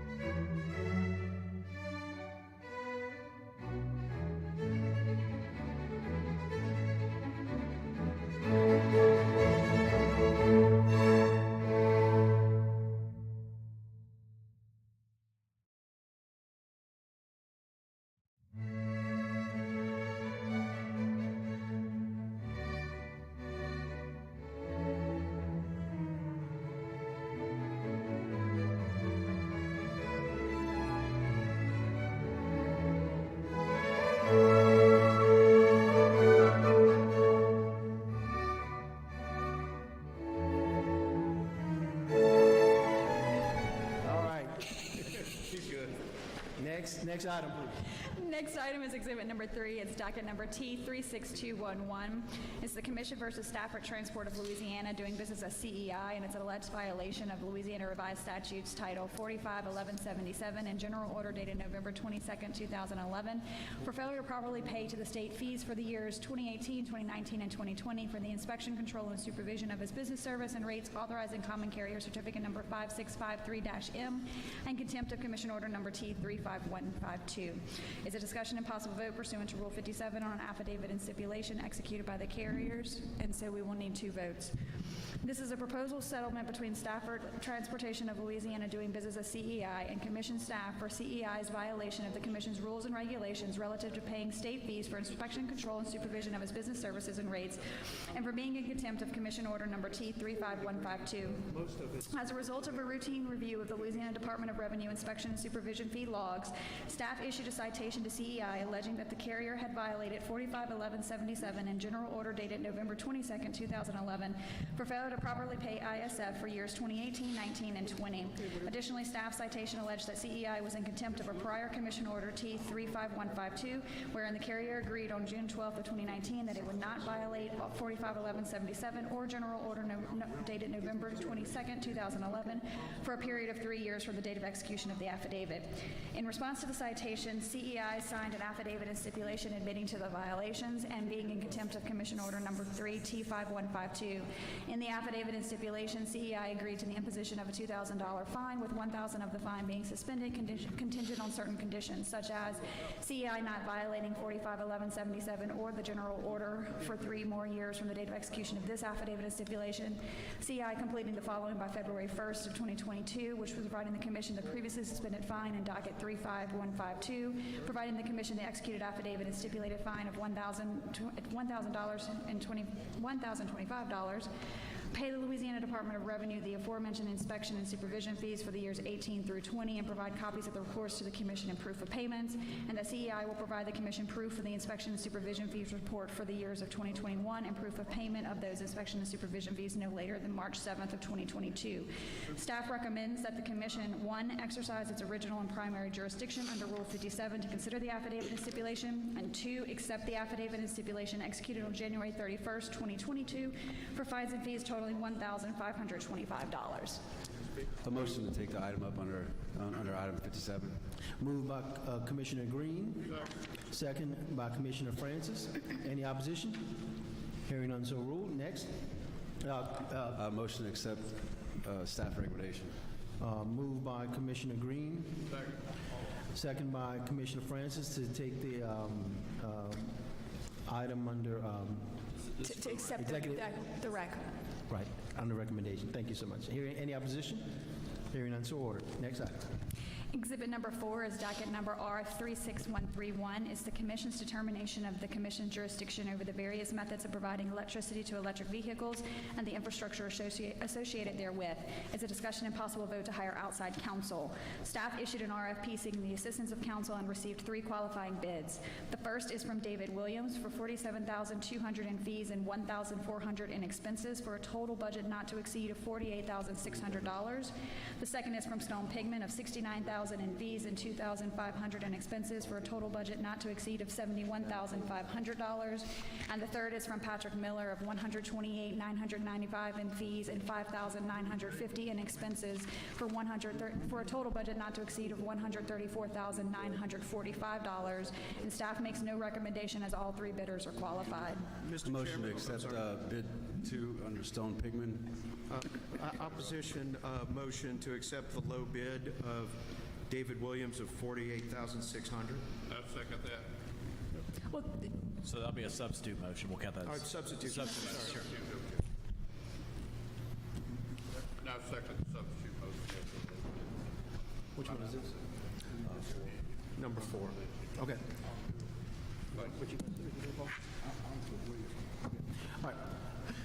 All right. Substitute motion on the table by Commissioner Scametta, seconded by, I think, Commissioner Francis. I wasn't sure if I was heard it correctly. Yes? Yes. Seconded by Commissioner Francis for David Williams. Any opposition? Hearing none, so ordered. Next item. Exhibit number 5 is docket number R36226. Mr. Chairman, before we move into item 5, I am going to ask that we look at deferring number 5, 6, 7, and 8. I've discussed this with Commissioner Francis and asked that this be deferred for 60 days. These are 4 interrelated items that may possibly not be necessary. I know Commissioner Francis has comments. I'd like him to go first, if you don't mind. Hold on, let's can you please give a little more information on that, Commissioner Scametta? Sure. You think it might be not necessary? Yeah, they're all interrelated items, and I think a discussion about what the issue is first may alleviate the need for reading the in-ray and doing the deferral on 5, 6, 7, and 8. I'll object to that. I'm okay with a 30-day deferral, but not a 60-day. 30 days fine if that's what Commissioner Francis wants. You know, we were discussing it, so we may just be 30 days. Okay. So considering, let me get it correct. Is it 5, 6, 7, and 8? Exhibits 5, 6, 7, and 8. They're both the legal offer and the engineering offer for 2 things that are pretty much the same, and looking for a deferral of 30 days. And that's my, I'm going to make a motion that we defer those 4 items for 30 days, but I know Commissioner Francis had comments too. I have some comments as well. Okay, Commissioner, hear Commissioner Francis, then I'll hear Commissioner Green. Okay, well, I'll second Commissioner Okay. Scametta. But I also want to make a point. We talked about 30 days. Mr. Green and I talked about, going over this over the next 30 days. And Commissioner Scametta suggested 60. There's a lot of moving parts. It may take 60 days. Can we, when we come back 30 days, if we decide we need another 30, I think that's definitely an option. Yes, I mean, Mr. Secretary? Sure. By deferring it, it's automatically going to be on the next agenda. So if it's up for the next agenda and it's the will to defer it today and defer it again next month, we do that. Or if the will is to take it up, it'll be on the agenda ready to go. Now, this research that we're suggesting to do with the utilities is would also include the co-ops too, not just the investor-owned. Is that right? That's right. And just for the public's sake and our responsibility as commissioners, I'd like to have the 3 investor-owned, someone that represents them come forward, and let's get one of the co-ops. I've got Slimco in my area. One of the larger is Mr. Glenn Tamparella. Is he here? Is Glenn Tamparella here? Yes. Come up here and just briefly, we're just going to briefly, quickly discuss these directives. And I'm sorry, are we calling people up on the deferral? Mr. Gillum, if you'd come up. yes.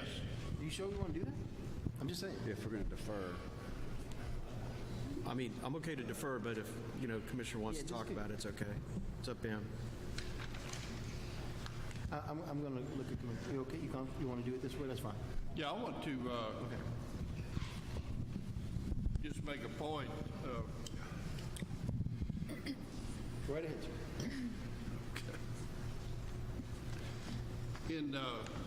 In my short time here, when I look at these directives that we've been asked by Commissioner Green to, explore all these grid hardening, or you putting up the right kind of poles when you have storm damage. So, I'd just like to hear from the public utilities who are that's what you do for a living, and do you need us to hire somebody else to tell you how to do your business? It's basically that's an old where I come from. It's just a simple question. And let me start out with Entergy. You're the big dog here.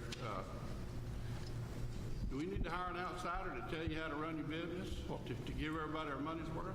Well, Commissioner, Mark Kleehammer on behalf of Entergy Louisiana. Yeah, I'm not sure exactly what the intent is on all of this. We've had a lot of practice on restoration and working toward resilience, and that goes from the standards that we're using on transmission these days. I think we've talked about it in recaps to this commission in Hurricane Laura, the way that the newer poles have withstood damages during that hurricane. We had similar situations with the infrastructure that we've put in with our new standards with all the other hurricanes, including Ida. I think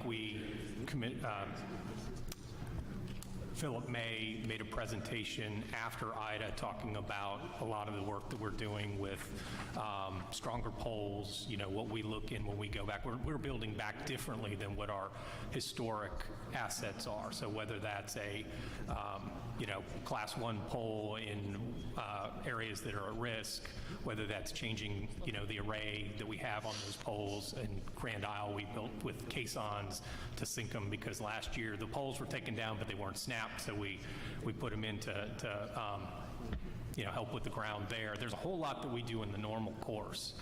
In our last formula rate plan, we came to the commission and we requested a distribution, basically a matching rider to work with our distribution plan, where we've ramped up our distribution spend pretty significantly over the last few years, because there's only so much you can do, right, at any given time on a customer bill. And we had gone through a generation portfolio transformation over the last 5 years. We've done a whole lot of transmission. I'd say last year we got authorization from this commission to enhance our distribution build out. With that, it came some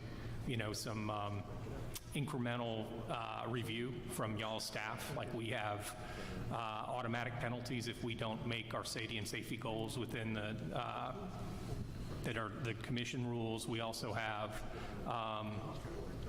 improved requirements that we would have coming forth with that. So I think we had a lot of this discussion in our formula rate plan extension last year on our distribution plan. And then, I guess on resilience otherwise, we've talked about it somewhat in storm cost recovery. We have a couple different projects that we're working on. Commissioner Scremetta mentioned the delegation and the need for the governor to request a waiver for any offset to our storm costs. That's one aspect that we're working with HUD to get CBDG grants, but we also we filed an application for some resilience projects back in early February, late January. And we had done it last year as well. I'm just trying to think back to what we did. Last year, we asked for grants through Building Resilient Infrastructure Community, something like that, BRIC applications with FEMA. We asked for a couple projects for about $30 million. That was in 2020. We were not granted any of them.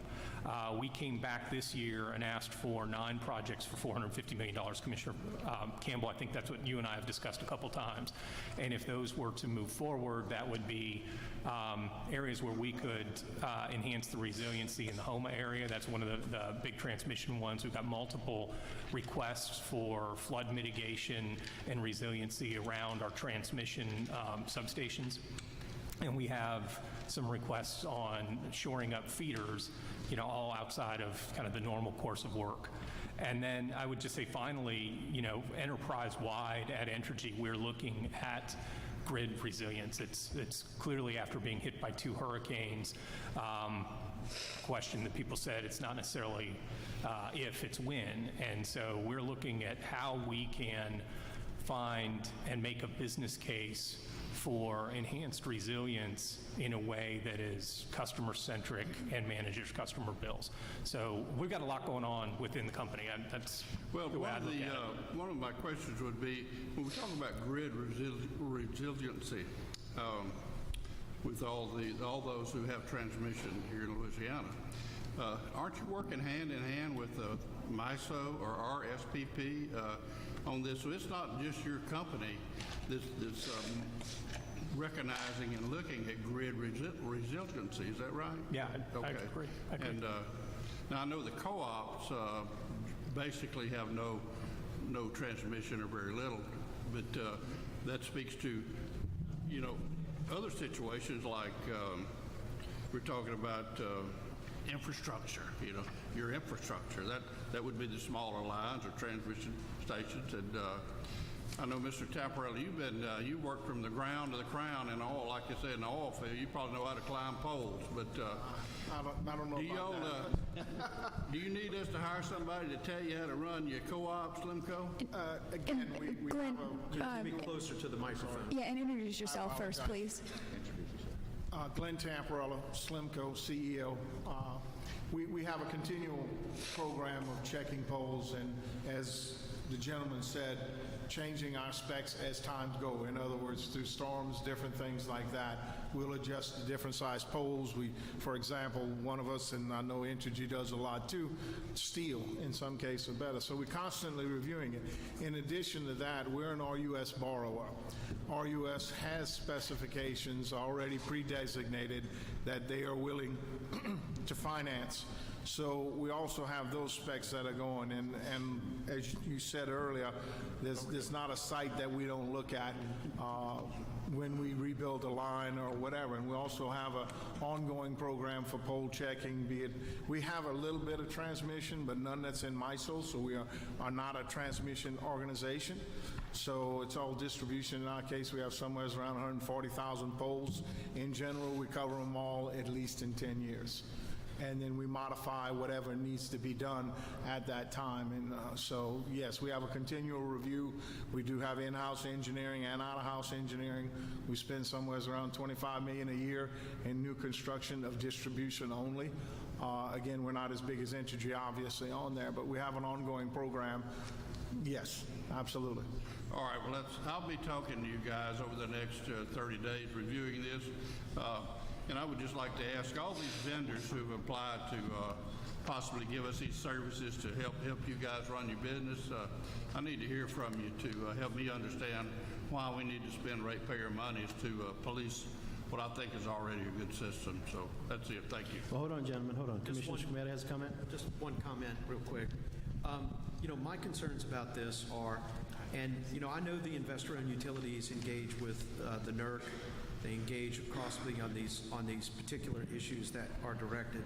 And I think my concerns are what we're looking at, even if we just go with the low bids across these 4 issues, we're looking at close to $1 million in added costs on ratepayer bills that are, I personally think, largely unnecessary, because I think the companies are in a best position to take the issues and requests from the commission, analyze it to their interpretation of what we bring, and come back and talk to the commission about what is freely discussable versus what is not freely discussable. We understand that there are certain issues that you keep private and for the benefit of protection of the system.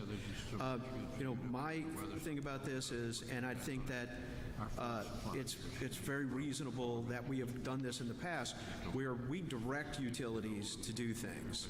We don't have to issue RFPs to hire people to do things that we can just tell you to do, and you can come back with a report to us, whether a confidential report or a public report. So, I want you to, after you meet with Commissioner Francis, I'd like the investor-owned utilities and the co-ops to, if they've got time to come meet with me to talk about the same thing, I'd appreciate them taking the time to visit and discuss the potential about this, because I do think in economic times like this, what I'd like to do is work on bringing ratepayers' bills down and not just, ticking them up. So, and if we can manage that with you doing what you know best for your companies, that would make me feel a little bit better about what we do for the ratepayers. Thank you. Commissioner Green. Yes, thank you, gentlemen, for all that you do. According to the Energy Information Administration, and I know we're deferring, so I won't get too much into it. I just want to give y'all, I've opened a resiliency docket, and I want to share with you why. And y'all are very much a part of how we can make that better. But according to that report, that's the same report that tells us that we have the lowest rates. So this is who we trust. We're ranked 50th in resiliency. If you subtract out the hurricanes, we're ranked 47th. So to say that we don't need to look at this is to say that we're okay with being 50th, and I'm not. I don't think, to my knowledge, that Louisiana has a coherent resiliency plan, which, by the way, is what's required in order to attract the new federal dollars from the infrastructure bill. So I think we need, I think knowledge is knowing the answers, and wisdom is knowing where to find them. And I don't know all these answers, so I want to ask smart people who do. And as a matter of percentage, we're about to approve $4.5 billion in rebuild costs. So how much are we willing to spend in resiliency planning so we don't have to spend $4.5 billion next time? That's the heartbeat of how I'm approaching this. And so I hope that over the next 30 days, y'all, as well as those bidding in, can have robust discussions with these commissioners, and we can get to the most refined answer so that we can perhaps rise from 50th, and it might cost $1 million or $2, but hopefully we won't have to pay $4.5 billion in the coming years. So I'm okay with the deferral, but I look forward to a robust conversation and moving Louisiana up from 50th. Commissioner Boston, Mr. Chairman, one last comment. Sure, Commissioner Scramata, but I want to, anybody else have any comments? Let's get them ready because we want the meeting to flow. Yeah, I think what Commissioner Green actually said is pretty good, because we could actually kind of move past this and open a docket on resiliency and have the companies report back on what we need to do about resiliency, because I think we could take a large step past mincing through the sort of interpretive element of what resiliency is from people outside the systems, looking towards what resiliency is from the inside the systems, looking at incorporating issues through the NERC and other aspects about that, because I think it's actually ultimately where we might end up. And Brandon, you may want to look at the potential of that down the road for us. So thank you. Commissioner Green. So one more comment. The way this is split out is 5 and 6 are looking at, did these companies do what they told us they were going to do with the money that we set aside for them to do it? We don't know. We don't physically check it. We regulate. We don't enforce. So we want to look under the hood as to why we're 47th or 50th. And 7 and 8 are really, how do we, in the ready, aim, fire? This is how do we get ready? What's the better ready?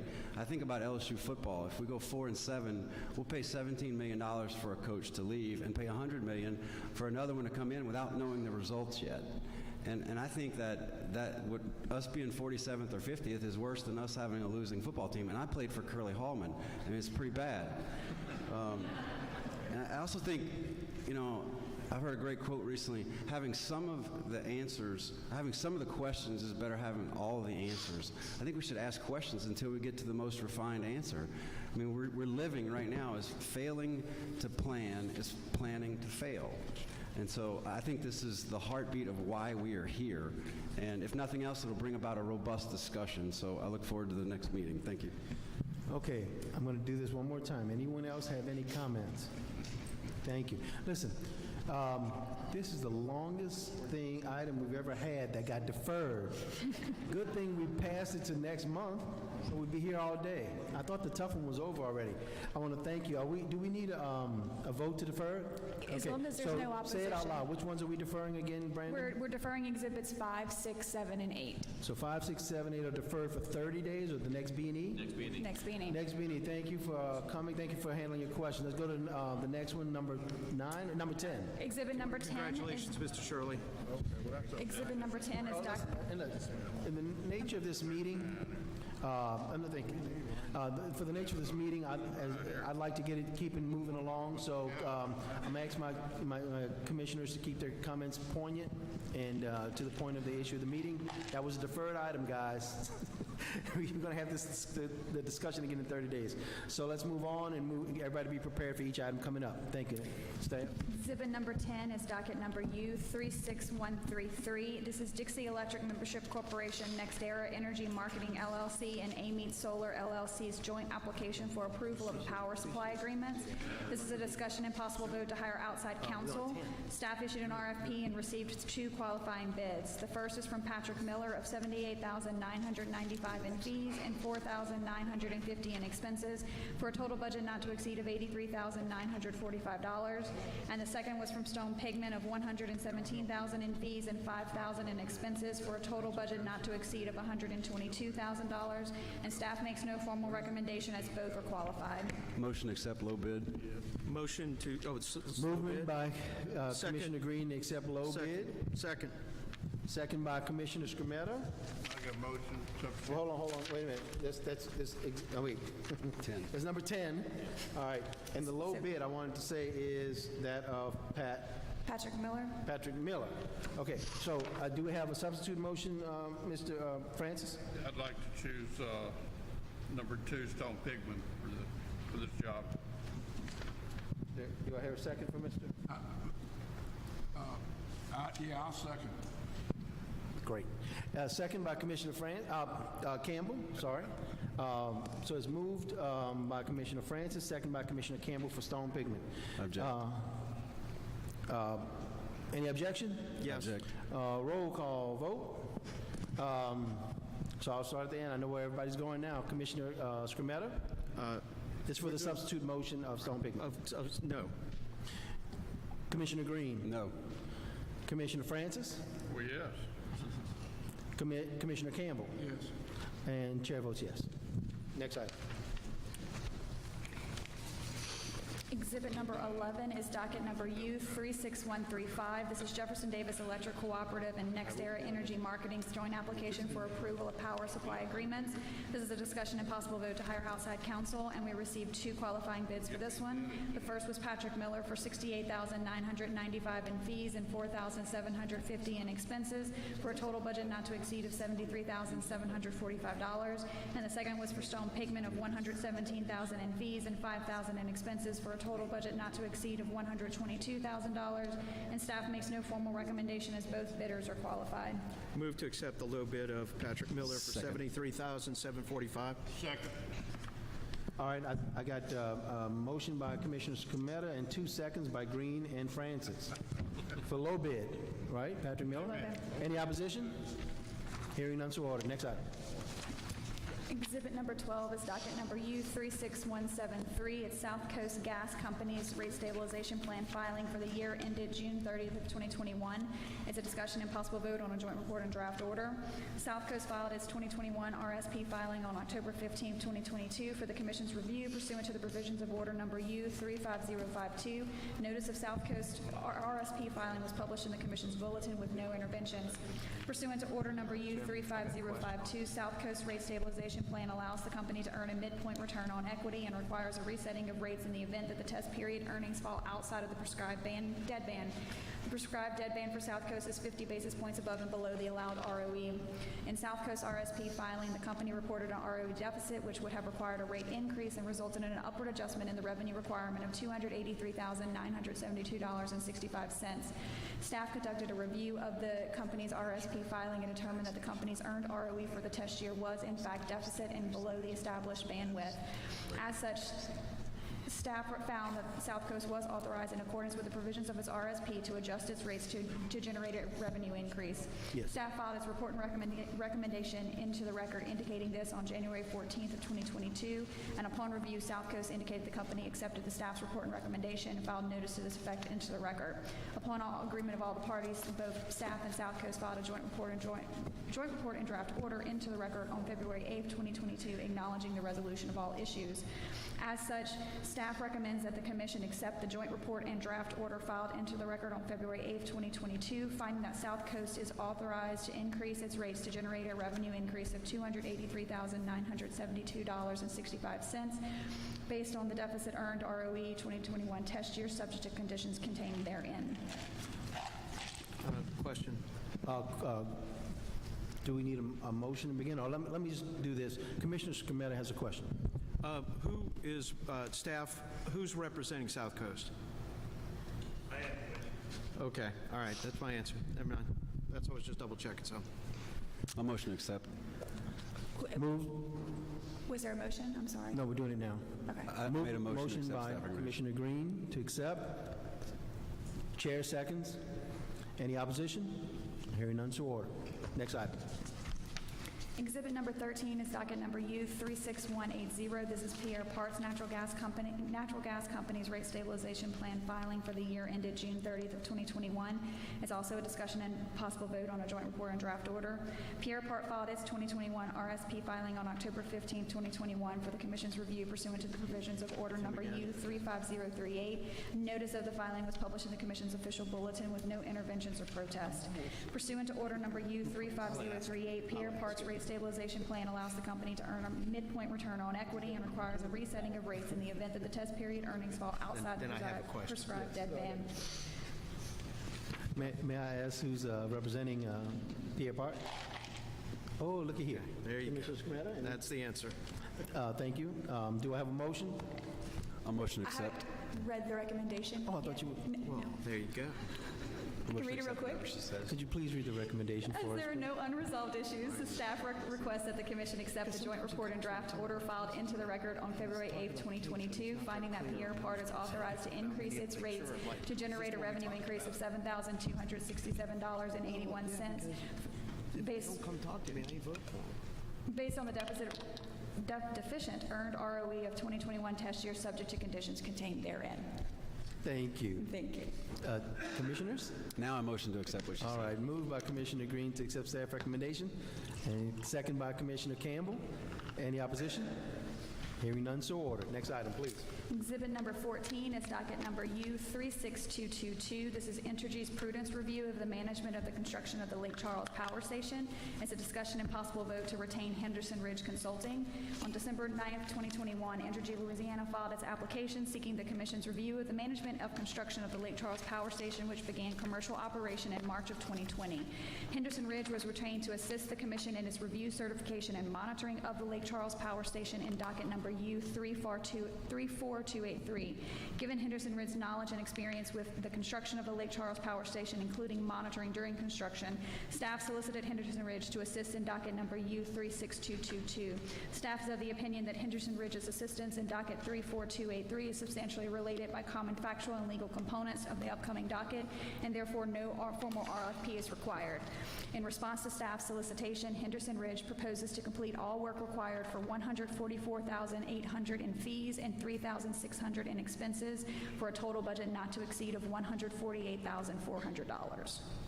And staff recommends that the Commission retain Henderson Ridge Consulting.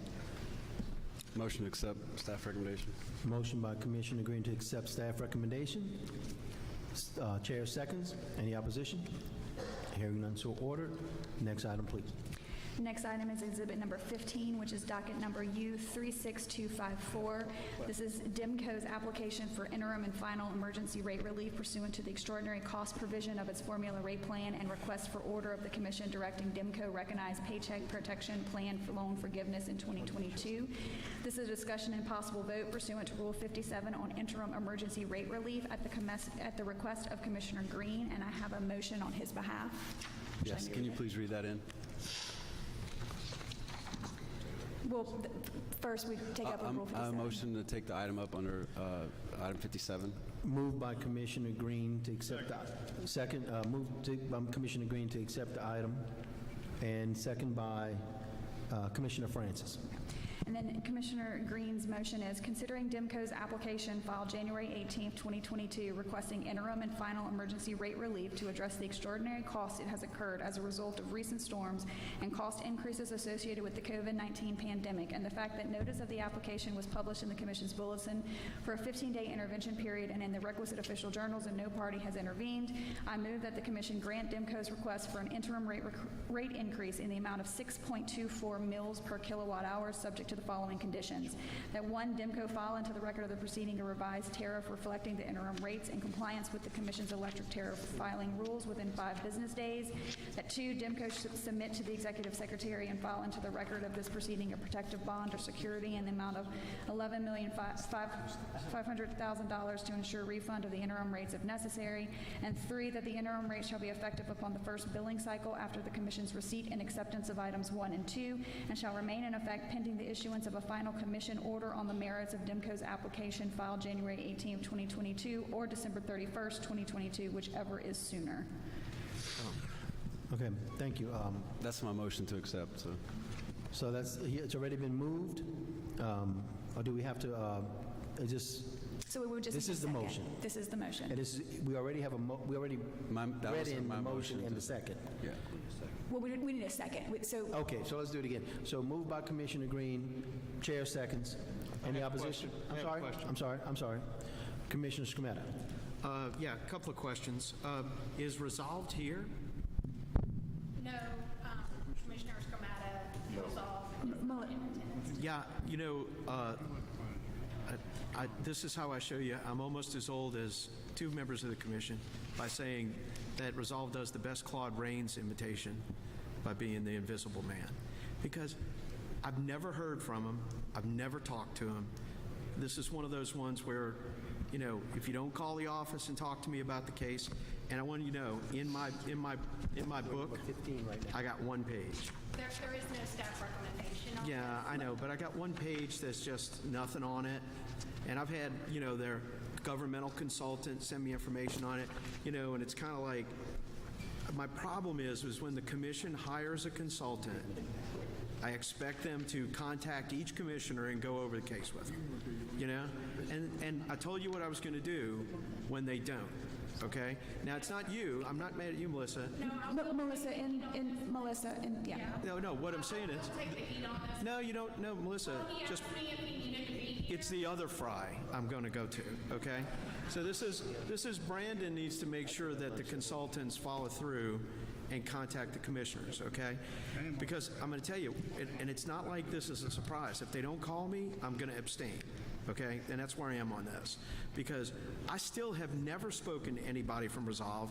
We keep hiring them, and those days are over until they start calling the commissioners, okay? So anyway, I'm done. Did everybody hear that? Everybody know what to do? Good. Let's now back to the motion. I'm going to read it again. Moved by Commissioner Green, Chair second.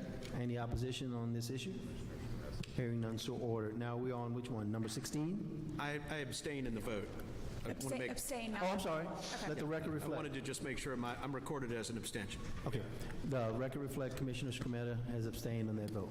Understandable. Now, next item.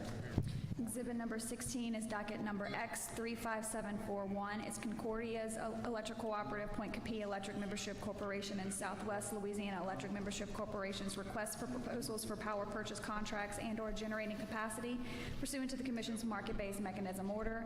As a discussion and possible vote to hire outside counsel, we received 2 qualifying bids. The first is from Patrick Miller of $205,995 in fees and $7,495 in expenses for a total budget not to exceed of $213,490. And then Stone Pigman was the second bid for $269,000 in fees and $5,000 in expenses for a total budget not to exceed of $274,000. And staff makes no recommendation as both bidders are qualified. Mr. Chairman, I move to accept the low bid of Patrick Miller of $213,490. Chair moved, I'm sorry. Commissioner Scrumetta moved for Patrick Miller. Any? I got a substitute. But right now, I don't think there's a second. But I did hear substitute Commissioner Francis. And I would like to make a comment. We go a long way to make big arguments to get more people bidding.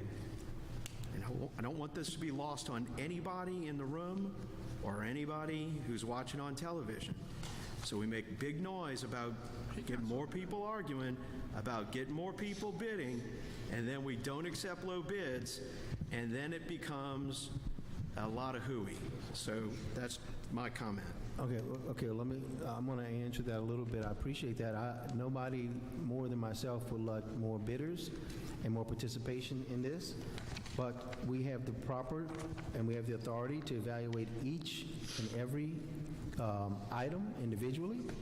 And as much as that's true, some commissioners believe that other people are qualified as well. And not to get into it, I think there's room for everybody here.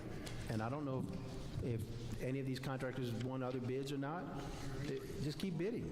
It's a fair process, and it's The wide next open. time that we get into that discussion about getting more people to bid, you'll wonder why they don't. Well, that's okay. So, what do we have? We have a motion? We have a motion by Commissioner Skrmetta to accept the low bid of Patrick Miller. Okay, and we have a substitute by Commissioner no second. Campbell? Well, if there's no second, then My motion the motion fails. fails. Right. Okay. Well, any other motion? Okay. Commissioner Campbell? I have a substitute motion. Commissioner, can you please use your mic? Wait, I thought you said you didn't have Your a second. microphone. Yeah, so Microphone. it goes, right, so you You do can, have a second? No. No. No, Just there's no second. read your motion. Oh, you want a motion now? Yes. Okay. I make a motion that we hire Stone Pigment. It's $65,000 more, $64,000 more. Well, the other gentleman's got some work today. It's not like we shut him out. Patrick Miller, he's got some work today, hasn't he? And this is my area, Concordia. So I didn't make the motion. But it's my area, I'll remember that. All right, do we have a second? Commissioner Francis? Do you make a second on the? Okay, I'll second that. All right. So we have a motion by Commissioner Campbell for Stone Pigment and a second by Commissioner Francis. Any opposition? Well, any opposition? Hearing none, so ordered. Next item. Exhibit number 17 is docket number X36125. It's the Commission's audit of fuel adjustment clause filings for Southwestern Electric Power Company for the period of January 2019 through December of 2020. It's a discussion and possible vote to hire an outside consultant. Staff issued an RFP seeking the assistance of outside consultant and received 5 qualifying bids. The first was from Resolve Energy Consulting of $27,000 in fees and $900 in expenses for a total budget not to exceed of $27,900. The second was from United Professionals Company of $55,000 in fees and $2,000 in expenses for a total budget not to exceed of $57,000. Third was from Exeter and Associates of $62,000 in fees and $2,000 in expenses for a total budget not to exceed of $64,000. The fourth was Vantage Energy Consulting of $70,400 in fees and $2,600 in expenses for a total budget not to exceed of $73,000. And the fifth was London Economics of $91,450 in fees and $2,356 in expenses for a total budget not to exceed of $93,806. And staff makes no recommendation as all bidders are qualified. Mr. Chairman, normally I would go with the low bid, but since they don't call commissioners, I'm going to skip them and move to the next lowest bid and bid United Professionals for a total of $57,000. Which one is it? We're on item number 17. It's a motion to I'll read accept it. UPC. I'll read it for everyone to hear. Commissioner Skrmetta moved that we hire United Professionals. Do we have a second? I'll second. Second by Commissioner Campbell. Any opposition? Hearing none, so ordered. United Professionals. Next item, please. Exhibit 18 is pulled. We'll move on to Exhibit 19, which is reports, resolutions, discussions. The discussion part related to Charter Communications is deferred till next month, and we have 2 ratifications under ERSC, OMS, and SPP. The first is a discussion and possible vote to ratify LPSC interventions in RTO or ERSC-related FERC proceedings. This matter is on the agenda pursuant to the scope of work approved in connection with the retention of Stone Pigment and United Professionals Company at the February 24, 2021 B&E for MISO, SPP, and ERSC participation. Due to the short deadlines allowed for these interventions, if advance commission approval is not possible, the Executive Secretary on recommendation or on his own determination may authorize initial interventions, comments, or protests, subject to following ratification at a B&E. Interventions were filed on LPSC's behalf in FERC docket numbers ER 22-914 and RM 22-5, as well as ER 22-995. Comments will be filed in that, which is MISO's LRTP cost allocation filing, and staff recommends that the Commission ratify and/or authorize these interventions. Move to ratify. A motion by Commissioner Skrmetta to ratify. Chair seconds. Any opposition? Hearing none. Any abstentions required? Wait a minute. Do I need to abstain on this? No, huh? No. Okay, good. I think it's the next one. Yeah.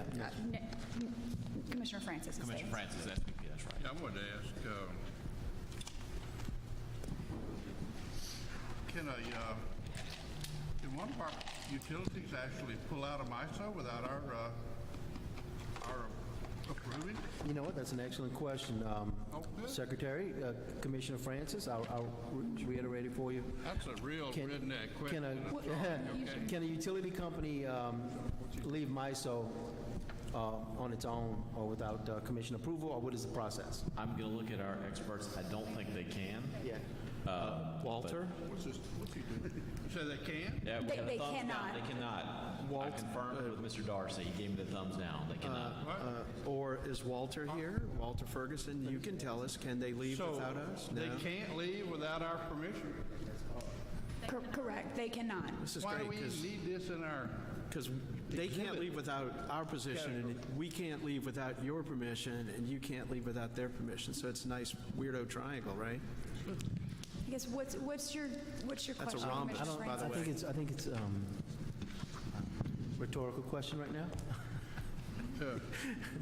All right, do we have an item before us right now, staff? We have a ratification of a vote Yeah, on we're still talking SPP. about this. Move to ratify. Wait. One person at a time right now. Let me ask a question to Ms. Bohm. We are still on which item? So we're on exhibit number 19. Got it, 19. All right, and which part of Exhibit 19, which number? Commissioner Francis, exhibit 18 was pulled. Is that what you're looking at? Yeah. Exhibit 18 was pulled, We're going with that. That's on. meaning pulled from the agenda. We were successful. We were successful with MISO. No And wonder they pulled it. I don't know who put it on there to start with, you know? Okay, thank you. We won that one. Y'all see, huh? I see that? Okay, now we're on 19. We are on 19. We have an additional ratification. It's a discussion and possible vote to ratify votes taken by Vice Chairman Francis, acting as the Commission's representative on the Regional State Committee of the Southwest Power Pool. So this is on the agenda for ratification of 2 votes taken on January 24th, 2022 by Vice Chairman Francis. Staff followed the protocol set forth in Special Order 17-2019 to consult with the Executive Secretary and the Chairman for the vote and to make a recommendation to Vice Chairman Francis prior to the vote. The protocols also require that the vote be ratified at a following business and executive session. The voting items were as follows. The RSC sought a vote on SPP's proposed exception to its highway-byway cost allocation regime.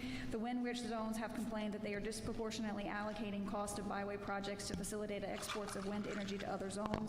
And in response, SPP proposes a waiver process by which particular byway projects can be granted an exception to the highway-byway cost allocation regime to allocate byway projects 100% to the entire SPP footprint. Move to ratify. Well, before, I hear the There's motion, one but I want to ask a question. On this ratification, does anyone have to abstain from voting? Commissioner I Francis. just wanted to Yeah, be clear. I abstain from this vote. Okay, so moving by Commissioner Scrumetta, second by the chair. Commissioner Francis is abstaining. Commissioner Campbell, any opposition? None. Items so ordered. Move on to the next portion. Okay, well, and there's one more vote that needs to be ratified. Gotcha. From Vice Chairman Francis. Oh, sure, go right ahead. RSC sought a vote on whether to approve tariff language implementing the previously approved white paper on storage as transmission asset only. The proposed language incorporates SATOAs and provides the cost allocation for them to be based on the voltage level of the transmission issue that is resolved by SATOAs, which is consistent with the white paper. And on staff's recommendation, Vice Chairman Francis voted yes to the tariff amendment incorporating the cost allocation for storage resources. And staff recommends that the Commission ratify Vice Chairman Francis's vote taken on January 24th, 2022 as the LPSC's representative. So I'll abstain. And I'll abstain from this vote again. Moving by chair. Any second? Second. Second by Commissioner Scrumetta. Commissioner Campbell, any opposition? Hearing none. Everything's ratified. I didn't make a point of it enough early on. I know we have a directive section now. Is that where we headed? We do not have any directive, so we can move on to Exhibit 20. But I want to make a comment. I'm going to use this moment to make a brief comment. That's why I chose it right now. And this is completely off the cuff and is very spontaneous. And it is not a directive per se, but it may be worthy of a directive going forward. I've been getting news feeds from yesterday and even today that we should pay attention, once again, to Ukraine and the international issues that are going on. There are a number of things that may affect things from markets to energy prices to even cyber hacks. And prime targets are utility companies and from water companies. If you remember the attack about a year or two ago on a pipeline, it may be the kind of thing we can look forward to potentially. So I'm using this time to raise everyone's attention, especially that of staff and the utility companies and everyone who's listening, just to pay attention, that these are some of the targets that are possibly out there considering these internationally difficult times that we're in right now, and that we should, and I'll be meeting with our staff, Secretary Fry, to discuss our safety, our security, and I'll be meeting and I'll be calling on all the utility companies to give me an update of your cybersecurity plan. And if there's anything we have in the rulemaking here at the Commission, and if there's anything on the private sector that you're doing to protect yourselves, we need to have that confidence, and I will be in touch, and you need to let us know. Commissioner, and I'm done with my comments, if they're clear, but I now open it up for Commissioner Campbell to make a comment. Hey, look, I didn't mean all I said at the first of the meeting. It's raining like hell in North Louisiana, and it's 40 degrees. If we have ice, y'all come up there and help us out here. I didn't mean any of that. Take care.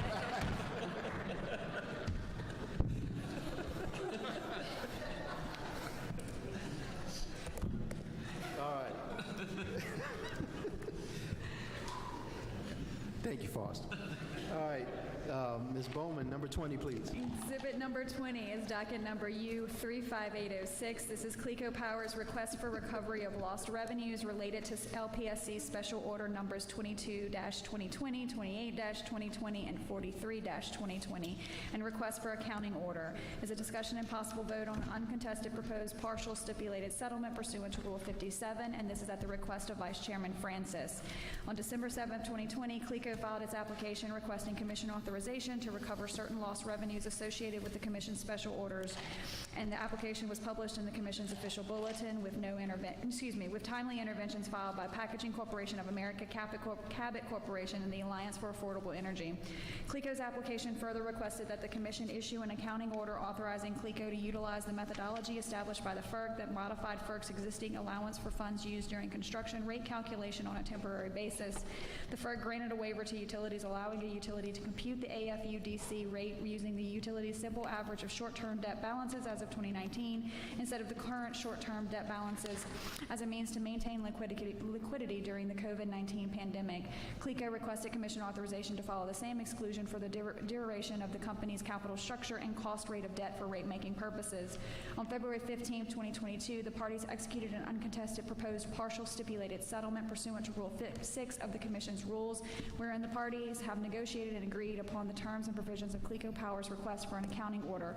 All parties either executed the partial stipulation there is no opposition to the partial settlement. If the partial settlement is approved, it will resolve CLECO's request for an accounting order subject to terms and conditions, as well as reservations of rights by staff, the interveners, and CLECO Power. All other issues raised by CLECO in its application are pending, and the Commission's approval of an accounting order will not authorize an increase or change in existing rates. Staff recommends that 1, the Commission exercise its original and primary jurisdiction pursuant to Rule 57, 2, that the Commission accept the uncontested proposed partial stipulated settlement filed into the record on February 15, 2022, approving CLECO's request for an accounting order, and 3, that the order issued in this proceeding be effective immediately. Okay. 2 votes, Commissioner. Okay. Commissioner Francis. Yeah, Rule 57, please. Moved by Commissioner Francis to take the item up under Rule 57. Any seconds? Second. Second by Commissioner Scremetta. Any opposition? Hearing none. We're under Rule 57. Commissioner Francis. Motion to accept the recommendation. Motion to accept by Commissioner Francis. Any seconds? Second. Second by Commissioner Scremetta. Any opposition? Great. Hearing none, so ordered. And that completes our meeting. Thank you. To adjourn. Motion to adjourn. Okay. I don't know about that. I'm going to wait a minute. I do want to make one small comment. Commissioner Green did leave a little bit early. He had a patient. Did his staff have a patient? See, here it starts now. Here we go. So Commissioner Green asked me to convey that to you, that he did leave on some, and that he felt comfortable at the end of the meeting that the items that he was departing will be handled properly, and they were. I just wanted to make that comment. Thank you all for coming down to We need this. a motion and a second. I know. Okay, excuse me. Here, come, you want this? You want this? All right, so. Move to adjourn. So, thank you all for coming to this part of the state. Move to adjourn. Second. Second by Commissioner Scametta. Any opposition? Good.